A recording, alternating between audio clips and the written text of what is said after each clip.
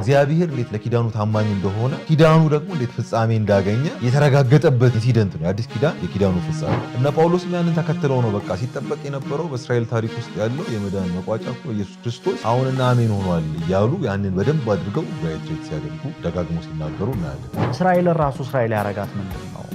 እግዚአብሔር አንኮንዲሽናሊ በቃ የመረጣት ልዩ ተደርጋ የተሰራች ህዝብ ግን ስቲል ያንን ልዩነት ያገኘችው ከእግዚአብሔር አንኮንዲሽናል ኢሌክሽን እና ከእግዚአብሔር ኮቨነንት አንጻር እንጂ እስራኤል ስለሆነች ምናምን እንዳልሆነ የደቡቡም የሰሜኑም ኪዳኑን ባለመጠበቃቸው ምክንያት ኪዳኑ ላይ የነበረው ቅጣት ደርሶባቸዋል እና እግዚአብሔር አሁንም ከእስራኤል ኤትኒክሊ ከምታወቅ እስራኤል ጋር ያለውን ጉዳይ አልጨረሰም። በእስራኤል ያለን አመለካከት በተለይ ቴዎሎጂው ወደ ፖለቲካውም ስለሚሄድ እንደ ሆላክስት አይነት በጣም ዘግናኝ በጣም ክፉ የሆነ ነገር ወልዷል።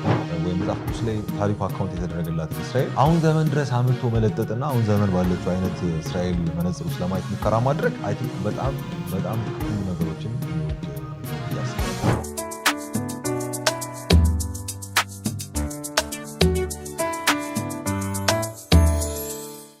ሰላም እንዴት ከርማችኋል? የመስቀል ሚዲያ ወቅታዊ ዝግጅት ተከታታዮቻችን ዛሬ በአዲስ ዝግጅት ተመልሰን መተናል።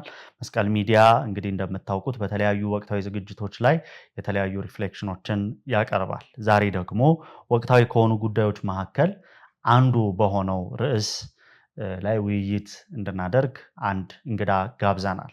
ውይይታችን የሚሆነው እስራኤል ሀገረ እስራኤል እንዴት እንመልከታት፣ እንዴት ከመጽሐፍ ቅዱስም ከታሪክም ሆነ ከወቅታዊ ጉዳዮች አንጻር እስራኤልን እንዴት መመልከት አለብን፣ ክርስቲያናዊ አመለካከቶቻችን ምን መሆን መቻል አለባቸው፣ ከምን መቀዳት አለባቸው፣ እንዲሁም አንዳንድ ትንሽ ሸፈፍ ያሉ ነገሮች እንዴት መስተካከል አለባቸው የሚለውን ዛሬ ለመቃኘት አስበናል።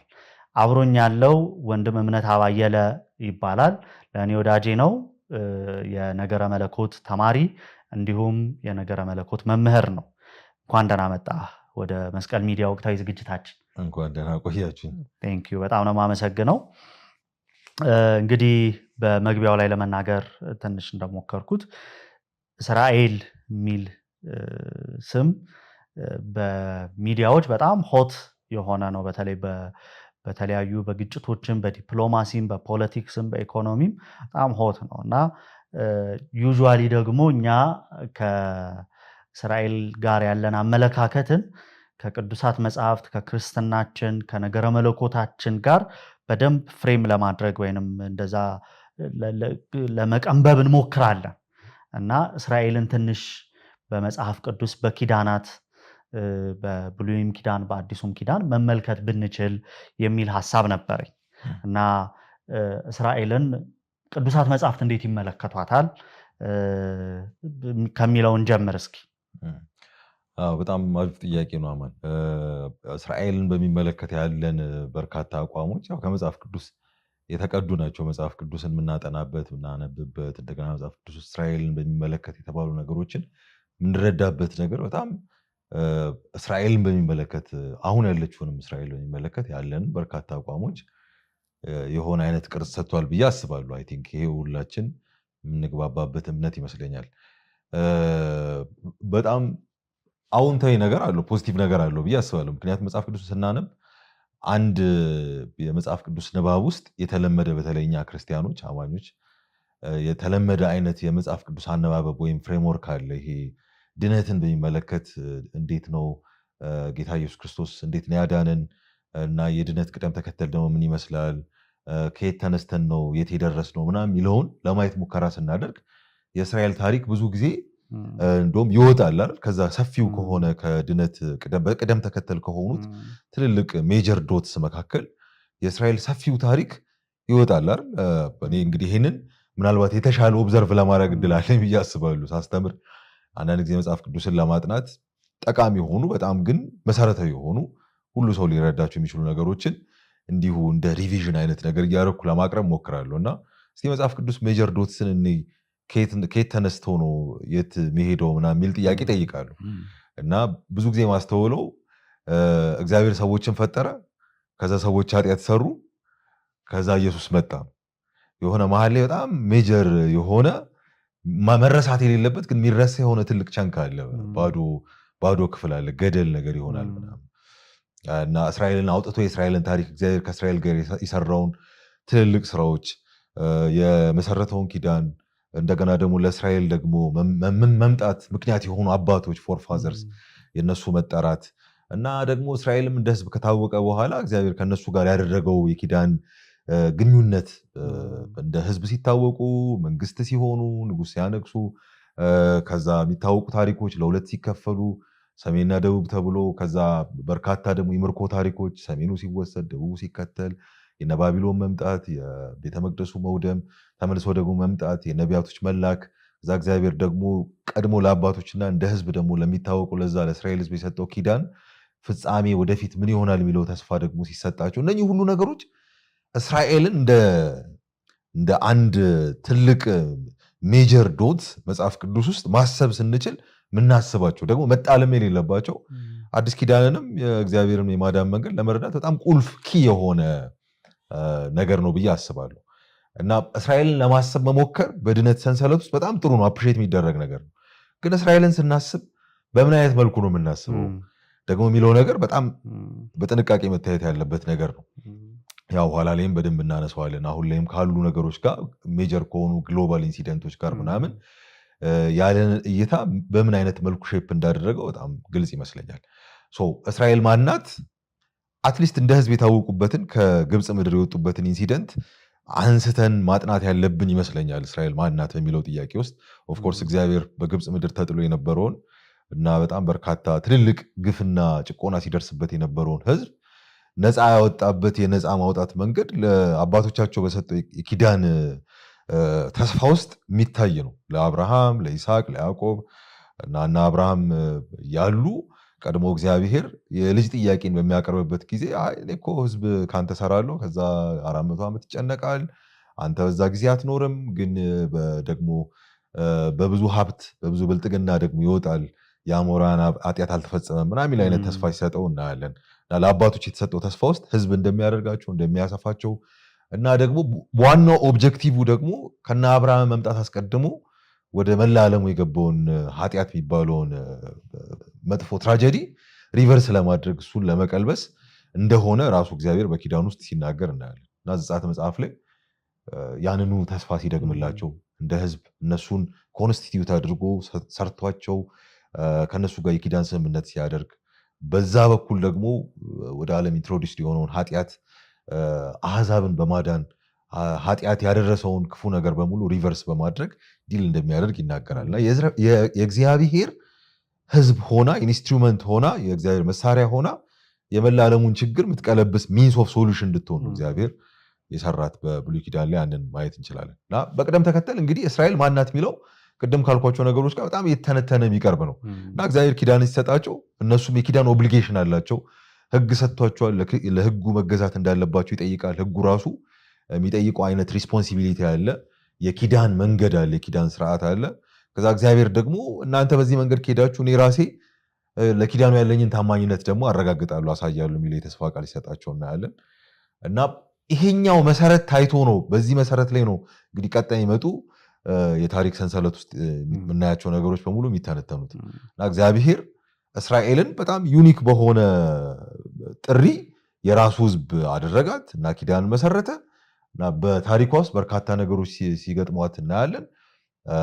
ናሽናል ሼምን ጨምሮ ዲፖርት ተደርጋለች የአሕዛብ ነገስታት መጫወቻ ሆናለች ልክ እንደ ኳስ ሲቀባበሏት ነበሩ ሰሜኑን አስወር የሚባል ምናምን ጣዖት አምላክ የሆነ ሲስተም በጣም በክፉ ስርዓት ኢምቤድድ ባደረገ የክፉ ስርዓት ኦፕሬት የሚደረግ ሲስተም የበላይነት ወስዶ ምናምን ከምድሯ ነቅሏት ሲወስዳት እናያለን እና ደቡብም ያው አይነት እጣ ሲገጥሞ እናያለን ሲመኩበት የነበረው ቤተ መቅደስ ሁሉ ወድሞ በውስጥ የነበሩ ንዋየ ቅድሳት ሁሉ ተወስደው ተግዘው እና ደግሞ በጣም የሚሰሙ ስፖክስ ፐርሰን የነበሩ እግዚአብሔር ተናጋሪ የነበሩ ነቢያት እንኳን ሳይቀሩ ተሰደው እና በጣም ኖተብል የሆኑ ሰዎች ደግሞ ተገድለው ህፃናት ሁሉ ሳይቀሩ ግፍ ደርሶባቸው በአለት ላይ ተፈጭተው እና በቃ በጣም በርካታ የሆኑ አሰቃቂ ነገሮች በህይወታቸው ገጥሟቸው እና ያ በጣም ብሔራዊ ውርደት ደርሶባቸው ምርኮን ሲጋፈጡ እናያለን ተመልሶ ደግሞ እግዚአብሔር ሲያመጣቸው በምድራቸው እንደገና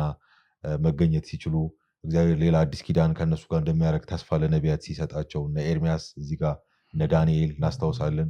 የምርኮ ፍጻሜን ተከትሎ የሚመጡ ተስፋዎች በጣም በቃ ስፔሻል አውትብሬክ በእስራኤል ሕዝብ ውስጥ እንደሚመጣ ሲናገር እናያለን። እዛ ውስጥ ነው የመሲሁን መምጣት ትንቢት የምናየው። እንደገና ደግሞ መሲሁ መካከለኛ እንደሚሆን፣ የእስራኤል ተስፋ ፍጻሜ እንደሚሆን፣ ቤተ መቅደሱ እንደሚያድስ፣ እስራኤልን ሪስቶር እንደሚያደርግ፣ እንደገና ፓወርፉል ሆና እንደምትወጣ፣ ለእነ አብርሃም የተሰጠው ደግሞ ሚንስ ኦፍ ሶሉሽን የመሆን ስራ በእስራኤል አለመታዘዝ ምክንያት ዲስራፕትድ ቢሆንም አሁን በመሲሁ አማካኝነት ደግሞ እንደሚጠናቀቅ ተስፋን ሲሰጡ እናያለን። አይ ቲንክ የአዲስ ኪዳን ጸሐፊዎች ከመጀመሪያው አውትሴት ጀምሮ ከነ ማቴዎስ ወንጌል የመጀመሪያዎቹ ገጽ ጀምሮ የሚነግሩን እግዚአብሔር ለአባቶችም እንደ ሕዝብ ለሚታወቁም ለእስራኤል የሰጠው የተስፋ ቃል ፍጻሜ ተገኝቷል እና የምስራች ጉድ ኒውስ እያሉ ኢየሱስም የመጀመሪያ መምጣት ሲያበስሩልን እናያለን። እና እሱ ደግሞ በኢየሱስ ክርስቶስ በፐብሊክ ሚኒስትሪውም ራሱ በኢየሱስ ክርስቶስ ማንነት ኢንካርኔት በማድረጉ ወደ ምድር በመምጣቱ እንደገና ደግሞ በስራው በሞቱና በትንሳኤው አዎንና አሜን ሆኖ ታይቷል። እና እስራኤል ማናት የሚለውን ጥያቄ በመጽሐፍ ቅዱስ ለማየት ሙከራ ስናደርግ ፎከስ ማድረግ በጣም ጥሩ ነው የሚለውን መርሳት የለብንም። ኔግሌክትድ ሆኖ የመዳን እንትናችን ዶክትሪናችን በጣም የተበላሸ ሲሆን አስተውለናል። ፎከስ ማድረጋችን ጥሩ ነው፣ ግን ፎከስ ስናደርግ ደግሞ በምን አይነት መንገድ ነው ፎከስ ማድረግ ያለብን? ይህም ኮቨነንታል መስመር መርሳት የለብንም። በኢየሱስ ክርስቶስ ስራና ትምህርት እና በአገልግሎቱ ፍጻሜን ያገኘውን ይህን የኪዳን መስመር መርሳት የለብንም ብዬ አስባለሁ። መልካም፣ በጣም ጥሩ ነጥቦችን አንስተናል። እንግዲህ አንድ በተለይ ቅዱሳት መጽሐፍትን ስናነብ የምናገኘው ደማቅ ታሪክ ወይንም ትልቅ ጅረት የእስራኤል ታሪክ ነው። እግዚአብሔር ከአባቶች ከነ አብርሃም ጀምሮ ከዛ የአብርሃምን የዘር ግንድ ይዞ እስራኤል ጋር ሲደርስ ያ ህዝብ ሲበዛ እግዚአብሔር እንዴት ኢንተራክት እንዳደረገ ከዛ ህዝብ ጋር ምን አይነት ኪዳን እንደገባ ደግሞ ራሱን እንዴት አድርጎ እንደገለጠ በጣም የሚደንቁ አንዱ ሕያው ብቸኛው እውነተኛው አምላክ ለዚህ ህዝብ አምላክህ ነኝ ያለበት ለዚህ ህዝብ ብቸኛ የእውነተኛው አምላክ ማሳያ ተከታይ ትሆናለህ ያለበት እንደሆነ በደንብ መመልከት እንችላለን። እሱም ብቻ ሳይሆን ደግሞ ሌሎቹ ጨቋኝ አማልክት እንደሆኑ በዙሪያው ያሉ በእስራኤል አካባቢ የነበሩ አማልክት እንግዲህ አንድ የሚታወቀው ነገር ሌሎች ጨቋኞች መሆናቸው፣ እግዚአብሔር ደግሞ ነፃ አውጪ ያህዌ ነፃ አውጪ መሆኑን በደንብ የሚናገርበት ህዝብ ነው። እስኪ ከኪዳኑ ጋር የነበረውን ግንኙነት ደግሞ እንመልከተው። እንዴት ነበር ከእግዚአብሔር ጋር የሄዱበት መንገድ? እሱ ብቻም ደግሞ ሳይሆን የኪዳኑስ ዓላማ ምን ነበር? ቅድም ካነሳው ከታላቁ የድነት ታሪክ አንጻር የኪዳኑ ዓላማ እግዚአብሔር ከእስራኤል ጋር ኪዳን በመግባት ሊያሳካ የፈለገው ምን ነበር? ይህም ከቅድሙ ጋር በጣም ይያያዝ ይመስለኛል። ምክንያቱም አንዳንድ ጊዜ የእስራኤልን ሮል ስናስብ በተለይ ደግሞ በአዲስ ኪዳን መነጽር ቆመን ማለት የአዲስ ኪዳን መነጽር አጥልቀን እና ወይ በአዲስ ኪዳን ዓለም ውስጥ ቆመን ለማሰብ ሙከራ ስናደርግ ክርስቲያን የሆነን እኛ በተለይ ብናስበው እግዚአብሔር በአዲሱ ዘመን በአዲሱ ኪዳን የገለጠው የማዳን መንገድ ወይም መገለጥ ቀድሞ ከህዝበ እስራኤል ጋር ካደረገው ኪዳን ጋር በአንታይቴሲስ በተቃርኖ የሚታይ እንደሆነ የሚያስቀምጡ ሰዎች የሚያስቡ ሰዎች አሉ። በጣም አስቸጋሪ የሆነ ወይም መጥፎ የሆነ አተያይ ነው ብዬ አስባለሁ። እሱን ራሱ አንደኛ ከእግዚአብሔር ዶክትሪን ኦፍ ጋድ ጋር ራሱ ይጋጭ ነዋል። እግዚአብሔር የሆነን ስራ ሊሰራ ሞከረ። ከዛ ሊሰራ ያሰበበት ደግሞ መንገድ ወይም ኦብጀክቲቭ ነበረው ማሳካት የፈለገው ነገር እና ያሰበውን ኦብጀክቲቭ ማምጣት ስላልቻለለት በቃ ጣለው፣ ትቶት ሌላ ደግሞ አዲስ መስመር መኪናውን አቁሞ ምናምን ሌላ መኪና ቀይሯል የሚል አይነት እሳቤ ነው። እንደዚህ አይነት አስተሳሰብ ነው። እንደሱ አይደለም። ህጉ ሲሰጥም ህጉ ዓላማ አለው። ኪዳን ሲሰጥም ለእስራኤል ህዝብ ኪዳኑ ዓላማ አለው። ከዛ ደግሞ በአዲሱ ኪዳን ደግሞ የተገለጠው ደግሞ የእግዚአብሔር የማዳን መንገድ ዓላማ ከነበረው እና ቀድሞ ለነበረው ለህዝብ እስራኤል ኢትኒክሊ ለሚታወቀው ህዝብ ከተሰጠው ኪዳን ጋር ቀጥ ባለ መስመር መታየት ያለበት ነው። በጣም እግዚአብሔር እንዴት ለኪዳኑ ታማኝ እንደሆነ ከዛ ደግሞ ኪዳኑ ደግሞ እንዴት ፍጻሜ እንዳገኘ የተረጋገጠበት ኢንሲደንት ነው የአዲስ ኪዳን የኪዳኑ ፍጻሜ እንጂ እግዚአብሔር ሐሳቡን ቀይሮ በሌላ አዲስ መስመር ደግሞ የታየበት ምናምን አይደለም። ስለዚህ ኪዳኑ ምን ይመስላል ከአዲስ ኪዳን ጋር እንዴት ይዛመዳል የሚለውን ስናስብ ቀጥ ያለውን መስመር ማሰብ በጣም አሪፍ ይመስለኛል። እግዚአብሔር ኪዳንን መስርቷል ከህዝቡ ጋር ቀድሞ ደግሞ ከአባቶች ጋር ባደረገው የኪዳን መሰረት ነው ህዝቡን የጠራው። ከዛ ደግሞ ኦብጀክቲቭ ነበረው ካልን እሱም መስመር ሳንረሳ ነው መምጣት ያለብን። ያንን በደንብ ጥሩ አድርገው የአዲስ ኪዳን ጸሐፊዎች ይነግሩናል። ህዝቡም ራሱ ይጠብቅ የነበረው ያንን ዘመን ነው። መቼ ነው የሚሆነው? በቃ ለእስራኤል እግዚአብሔር ለኪዳኑ ታማኝ መሆኑን የሚያረጋግጥበት ዘመን መቼ ነው የሚል አይነት ጩኸት ጥያቄ ምናምን ያላቸው ይመስላል። በተለይ የመጨረሻዎቹን የብሉይ ኪዳን መጽሐፍት ለማየት ሙከራ ካደረግን ሐጌ፣ ዘካርያስ፣ ሚልኪያስ የሆነ አይነት ሎንግ ስታንዲንግ ሆፕ በእስራኤል ህዝብ መካከል እንደነበረ እንደውም በጥፍራቸው የቆሙ ያህል ምናምን ይመስላል አይደል? በቃ መቼ ነው የሚሆነው ምናምን የሚል አይነት ጩኸት ምናምን ያለበት ይመስላል። ያንን ያስተጋባሉ ነቢያቱ፣ አይዟችሁ ይላሉ። አንዳንድ ጊዜ ከዛም ተሰላችተው በቃ ኪዳኑ አይሆንም ብለው ወደ ራሳቸው ስራ የራሳቸውን ቤት ወደ መስራት ምናምን ሲያዘነብሉም እንደገና ሲያነቋቸው፣ ሲገስጿቸው፣ ሲመልሷቸው ምናምን እናያለን።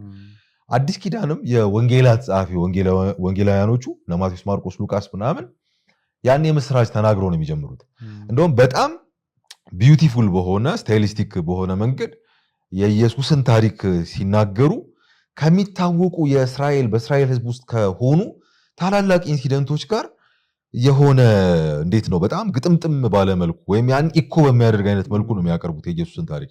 ለምሳሌ ማቴዎስ ወንጌል የዘራረጉን ይዘረዝራል እና የዘራረጉን ሲናገር የእስራኤልን ሜጀር ኢንሲደንቶች ነው የሚዘረዝረው። የዳዊት ልጅ የአብርሃም ልጅ የኢየሱስ ክርስቶስ የትውልድ መጽሐፍ ይላል። ከዛ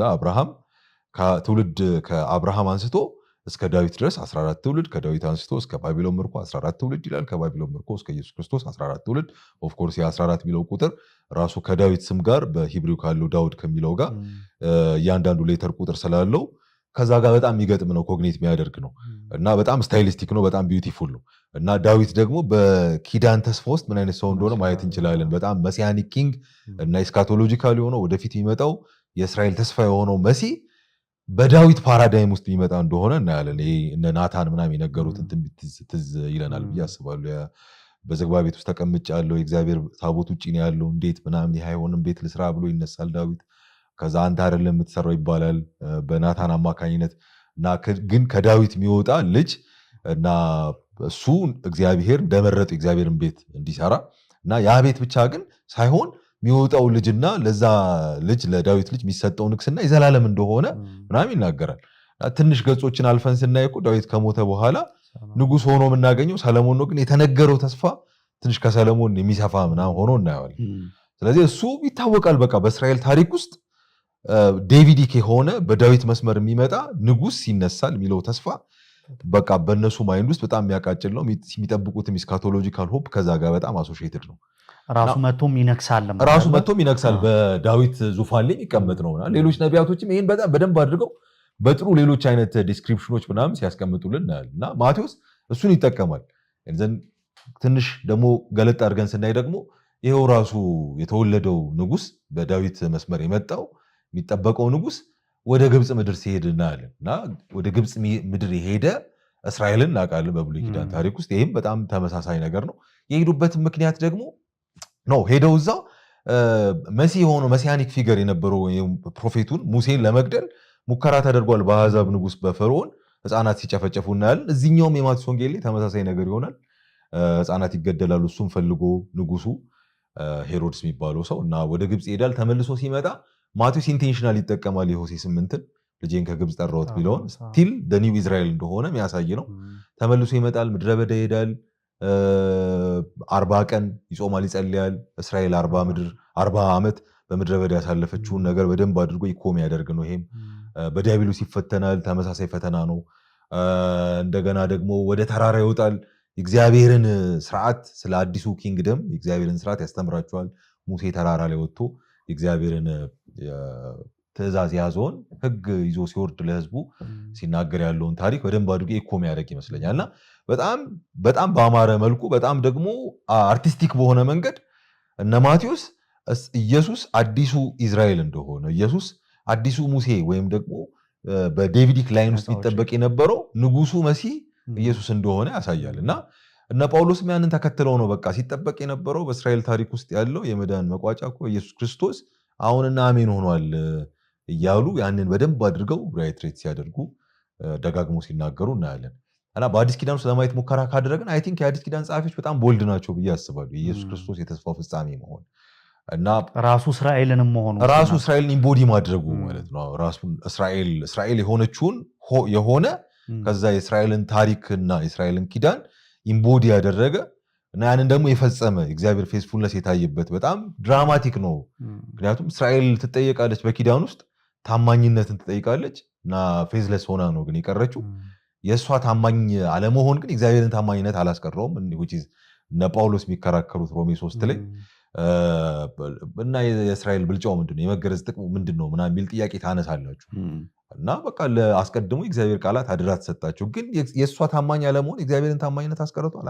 አላስቀረም ብለው ደግሞ በሱ ታማኝነት በኩል በመሲሁ ታማኝነት የእግዚአብሔር ታማኝነት እንደተረጋገጠ እና እሱ እስራኤል ሆኖ ለእስራኤል የተሰጣትን ተስፋ ወይም ደግሞ ለተስፋው ታማኝ መሆኗን ታማኝ ሆኖ ያሳየ ፌስፉል ሆኖ ያሳየ እንደሆነ በሱ ፌስፉልነስ በኩል የእግዚአብሔር የማዳን መንገድ እንደተረጋገጠ ያሳያል። የእግዚአብሔር ሕዝብነትም ደግሞ ለሱ ታማኝ በመሆን እሱን በመቀበል እንደተገኘም ጭምር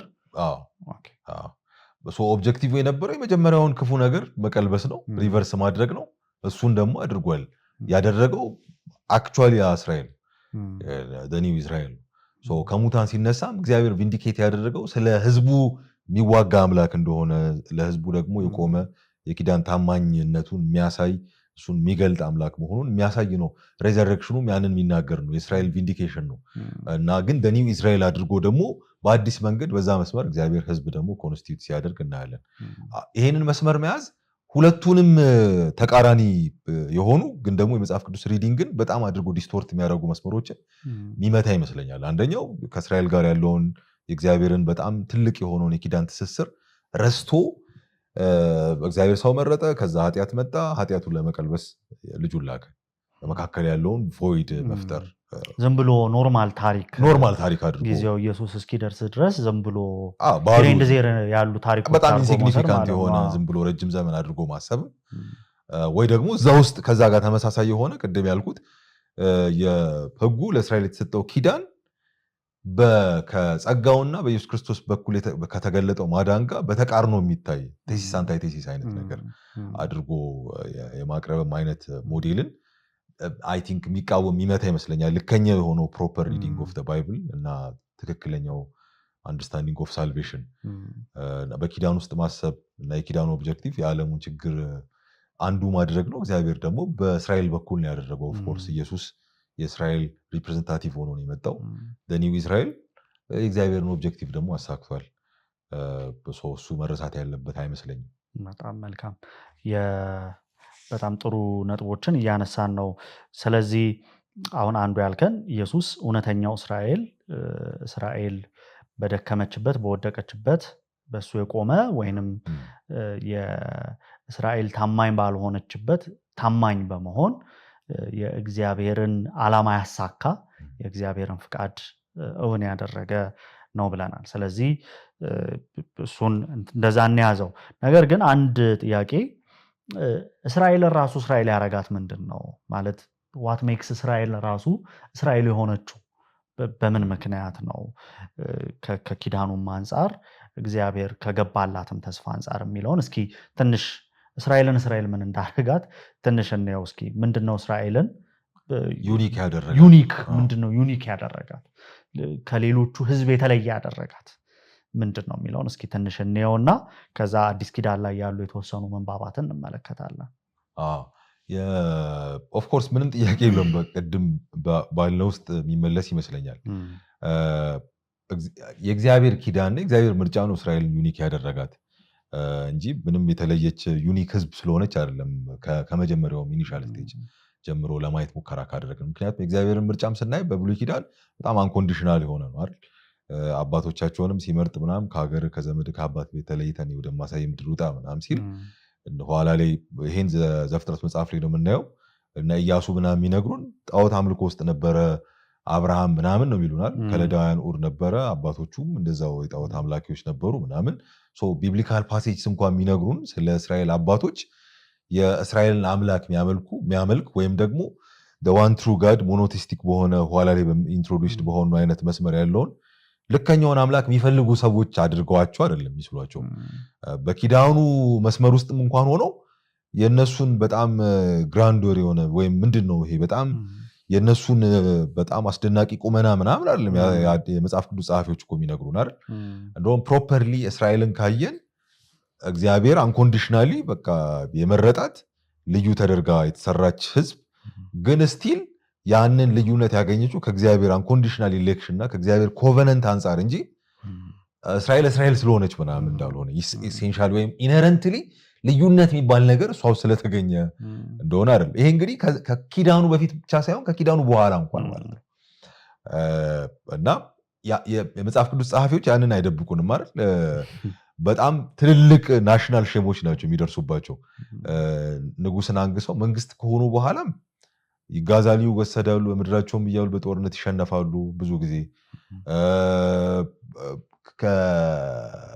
ንጉስ ከማንገሳቸው አስቀድሞ በነበረውም ዘመን እግዚአብሔር ባሰፈራቸው ወይም በሰጣቸው ምድር ላይም እየኖሩ በጣም ብዙ ጊዜ እኮ በጣም በርካታ ትራጂክ ኢንሲደንቶች ምናምን ትራጀዲዎች ይገጥሟቸዋል። አሳዛኝ ገጠመኞች የመሳፍንት መጽሐፍ ምናምን ብናጠና እግዚአብሔርን ይረሱታል፣ ወደ ክፉ ድርጊታቸው ምናምን ይመለሳሉ። ሌሎች የአሕዛብ ሀገር ነገስታት ምናምን ይመጣሉ፣ 40 ዓመት 80 ዓመት ምናምን ያስጨንቋቸዋል። ከዛ ወደ እግዚአብሔር ይጮሃሉ፣ እንደገና የእግዚአብሔር መንገድ ይከተላል፣ መስፍን ይልክላቸዋል ምናምን። የሆነ አይነት ሳይክሊክ ምናምን እንትን ነው የምናየው አይደል። ተደጋጋሚ አይነት ፓተርን ምናምን እናያለን። እስራኤል ስለሆነች ኢነረንትሊ የተለየች ስለሆነች ምናምን እንደሆኑ አይደለም መጽሐፍ ቅዱስ ጸሐፊዎች እንኳን የሚነግሩን ራሱ የብሉዮቹ ማለት ነው። ማለት እስራኤል በጣም እንግዲህ እስራኤልን እንደ ህዝብ ዩኒክ ኔሽን አድርጎ ፖርትሬ የሚያደርግልን ብሉይ ኪዳን እንኳን ኢነረንትሊ ዩኒክ እንደሆነች አይደለም የሚናገሩ ከኪዳኑ የተነሳና ከእግዚአብሔር አንኮንዲሽናል ምርጫ የተነሳ እንጂ ራሷ ዩኒክ ስለሆነች እንደሆነ አይደለም የሚነግሩ። እሱን መርሳት የለብንም። አንደኛ የብሉይ ኪዳንንም መንገድ የብሉይ ኪዳን ጸሐፊዎችንም ፖርትሬያል የእነሱን ፖርትሬት ምናምን ልክ ባልሆነ መንገድ በመረዳት ያንንም ዘመን ልክ ባልሆነ መንገድ እናነባለን። ከዛ ኦቨርስትሬች ደግሞ አድርገን ዛሬም ላይ እኮ እስራኤልን ስናስባት በጣም ኢነረንትሊ ልዩ ህዝብ፣ በጣም ኢነረንትሊ በቃ በእግዚአብሔር ልዩ አድርጎ ይሰራት እና ከመጀመሪያውም በቃ ልከኛ በሆነ መንገድ ያለች እና ደግሞ በቃ ሁሉ አይን ወደ እሷ የሚያይ በቃ ሴንትራል እንትን የዓለም ሁሉ ማዕከል ምናምን የሆነች እና ስለሷ በጎ ማሰብ፣ ስለሷ መጸለይ፣ ስለሷ መልካሙ መናገር አጌነስት እሷ አለመቆም ማለት ከእግዚአብሔር ጋር ከእግዚአብሔር ስርዓት ጋር መተባበር፣ ከእግዚአብሔር ስርዓት ጋር መቆም። ይሄ ማለት አት ኤኒ ኮስት ማለት ነው። አት ኤኒ ኮስት በቃ እስራኤል የምታደርገው በጎ ያልሆነ ነገር እንኳን ቢሆን በቃ ያለምንም ጥያቄ ፎር ግራንትድ መወሰድ ያለበት ነገር እግዚአብሔር ስርዓት ጋር መተባበር እንደሆነ ተደርጎ ይቀመጣል።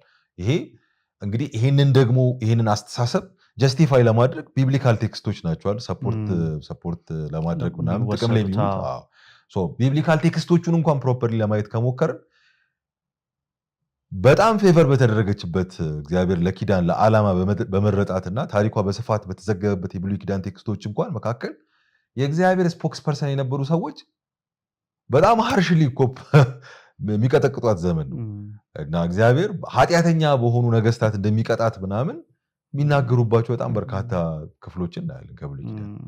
እና እስራኤል ስለሆነች አይደለም እግዚአብሔር ወደ እሷ ፊቱን ያዞረው።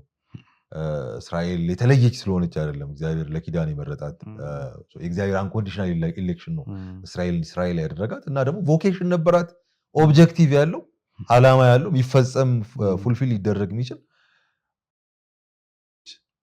ያንን በደንብ አድርጎ ያበስሩልናል። ቅድም እንዳሉ ጸሐፊዎቹ ገና ቅድም እንዳሉ ነው ማቴዎስ ይነግረናል ኢየሱስ ማን እንደሆነ። እነ ሉቃስም የሚመርጧቸው ሰዎች ታሪክ ሲጽፉ የሚመርጧቸው ሰዎች ኢየሱስን ሲያዩት የሚናገሩት የእስራኤል ቤዛ ሆነ ምናምን። ኢየሱስ መምጣት ሲጠበቅ የነበረው የእስራኤል ሪዴምሽን የተረጋገጠበት ኢንሲደንት እንደሆነ ሲያስረግጡልን ነው የምናየው። አይ ቲንክ ቢብሊካል ፓሴጆቹንም ፕሮፐርሊ በጸሐፊዎቹ መንገድ ለመረዳት መሞከር አይ ቲንክ ጥሩ መንገድ ይመስለኛል። መልካም ቅድም በተወሰነ መንገድ ለማንሳት ሞክረናል በደንብ እንድናፍታታው በሚል ነው ፖይንት አውት ለማድረግ እንዲመቸን ማለት ነው። እንግዲህ የደቡቡም የሰሜኑም ኪዳኑን ባለመጠበቃቸው ምክንያት ኪዳኑ ላይ የነበረው ቅጣት ደርሶባቸዋል ወይንም እግዚአብሔር እንዳለው በመንገዱ ስላልሄዱ አሶርና ባቢሎን መጥተዋል። ስለዚህ እነሱ ወስደዋቸዋል። ግን ደግሞ አሴም ታይም ደግሞ ተስፋም ደግሞ ተሰጥቷቸው ነበር።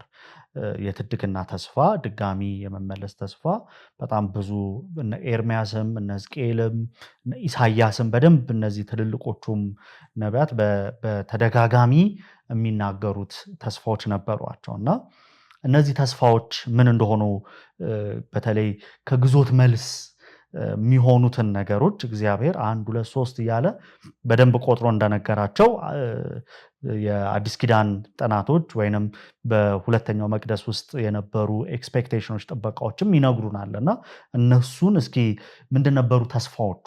ምክንያቱም በደንብ ወደ አዲስ ኪዳንም ስለሚያንደረድረን ማለት ነው።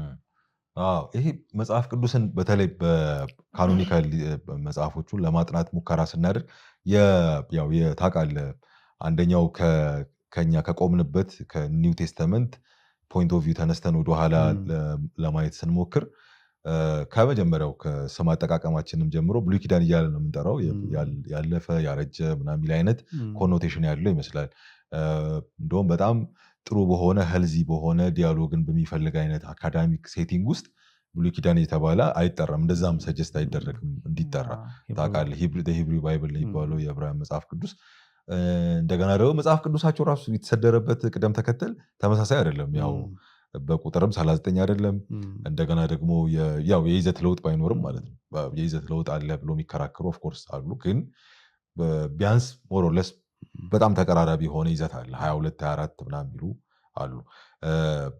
ከዛ ደግሞ የቅደም ተከተሉንም ስናይ ሁለተኛ ዜና ላይ ነው የሚጠናቀቀው። ሚልኪያስ ላይ አይደለም፣ ሁለተኛ ዜና ላይ ነው የሚጠናቀቀው። እና ምናልባት የካነን የኮሌክሽን ኦፍ መጽሐፍ ቅዱስ ኮሌክት የተደረጉበት ወይም ደግሞ ተሰብስበው አንድ ላይ የተሰደሩበት ቅደም ተከተል የሆነ ቴዎሎጂካል ኢንቴንሽን ያለው ይመስላል አይደል? አሁን ሁለተኛ ዜና 36 ነው መጨረሻኛው ምዕራፍ ሲያልቅ የሂብሪው ባይብል ላይ ያለው የመጨረሻው መጽሐፍ ማለት ነው። በእኛም ካነን ውስጥ አለ። ሁለተኛ ዜና ሲጠናቀቅ የቂሮስ የሚባለው ንጉስ ለእስራኤል ሕዝብ ተስፋን ሲናገር ነው የምናየው። አሁን እግዚአብሔር አምላክ ሰማይና ምድሩን እንዳስተዳድር ምናምን በቃ መላ ዓለምን እንዳስተዳድር የሰማይና የምድር አምላክ ሰጥቶኛል እና ሂዱ ወደ ምድራችሁ ተመለሱ፣ የተቃጠለውን ቅጥር ምናምን ጠግኑ፣ ምናምን ቤተመቅደሳችሁን አድሱ፣ ምናምን ስሩ ምናምን ይላል። አንቲሲፔት የሚያደርገው የእስራኤልን ሪስቶሬሽን ነገር ነው።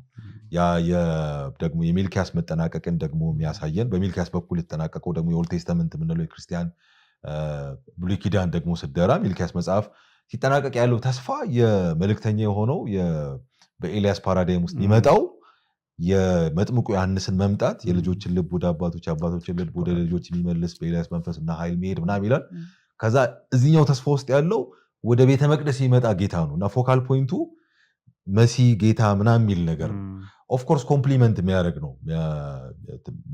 በተለያየ መንገድ አይሶሌትድ በሆነ መንገድ ተነጣጥሎ የሚተያይ አይደለም። ሁለቱም የእስራኤል መታደስን የሚያሳይ ነው። እዚህኛው ጋር ደግሞ ቤተ መቅደሱ የሚመጣውን ኢየሱስን ማዕከል የሚያደርግ ነው የተስፋ ፍጻሜ። ስለዚህ በነሱ አስተሳሰብ ውስጥ በነሱ ሪስቶሬሽን ኢስካቶሎጂ ውስጥ የእስራኤል መታደስ በጣም ትልቁ ቦታ ነው። የእስራኤል ሪስቶር መደረግ እንደ ሀገር መታደስ እና ፓወርፉል መሆን በእነሱ ህሊና ውስጥ ያለ ነገር የእግዚአብሔር መንግስት ምስረታም የመንፈስ ቅዱስ መምጣት ምናምን የሚሉ ነገሮች ከዚህ ጋር በጣም አሶሺየትድ ናቸው። አዲስ ኪዳን ላይ እዚህ ላይ ኢየሱስ ክርስቶስ ሊያርግ ሲል ጥቂት የሆኑ ሰዎች ባሉበት እዛ የደብረ ዘይት ተራራ ጋር ሐዋርያት ሥራ ምዕራፍ 1 ላይ ይነግራቸዋል። መንፈስ ቅዱስ ይመጣል፣ መንፈስ ቅዱስ ኃይል ሳትቀበሉ ከኢየሩሳሌም እንዳትወጡ ምናምን ሲላቸው ወዲያው የሚጠይቁት በዚህ ወራት ለእስራኤል መንግስት ልትመልስ ነው እንዴ ምናምን ይላል። የመንፈስ ቅዱስ መምጣት ራሱ አሶሺየትድ ነው የእስራኤል ሪስቶሬሽን ጋር በጣም የተያዘ ነው። ፖለቲካ አሉ። ኢየሱስም ወንጌላት ውስጥ በቤልዜቡል መንፈስ በአጋንንት አለቃ ነው አጋንንት የምታስወጣው ምናምን ሲባል ኖ አይ በእግዚአብሔር ጣት በመንፈስ ቅዱስ ነው አጋንንትን ማስወጣው ይላል። ከዛ እንግዲህ በእግዚአብሔር ጣት በመንፈስ ቅዱስ ኃይል ከሆነ አጋንንት ማስወጣው የእግዚአብሔር መንግስት በመካከላችን ናት ማለት ነው ይላል። ሪስቶሬሽን ኦፍ የእግዚአብሔር ኪንግደም ወደ እስራኤል መምጣት ከመንፈስ ቅዱስ መምጣት ጋር በጣም አሶሺየትድ ነው። በጣም በርካታ ነገሮች አሉ ማለት ነው። የመሲሁ መምጣት፣ የመንፈስ ቅዱስ አውትፖሪንግ መፍሰስ በህዝቡ መካከል፣ ከዛ ደግሞ መንግስቱ ኢናጉሬት ማድረግ፣ የእስራኤል ሪስቶሬሽን። እነኚህ ሁሉ ነገሮች በአዲስ ኪዳን ሌንስ ለማየት ሙከራ ካደረግን በኢየሱስ ክርስቶስ ሞትና ትንሣኤ መቋጫ ያገኙ ናቸው እና በዚህ አይነት እንትን ውስጥ አሶሲዬሽን ውስጥ በዚህ አይነት መያያዝ ውስጥ ምናምን ለማሰብ ሙከራ ካላደረግን አንዱን ከሌላው እየነጠልን የምናስብ ከሆነ በጣም ብዙ አይነት አደገኛ የሆነ ኢንተርፕሪቴሽን ውስጥ ነው የምንወድቀው።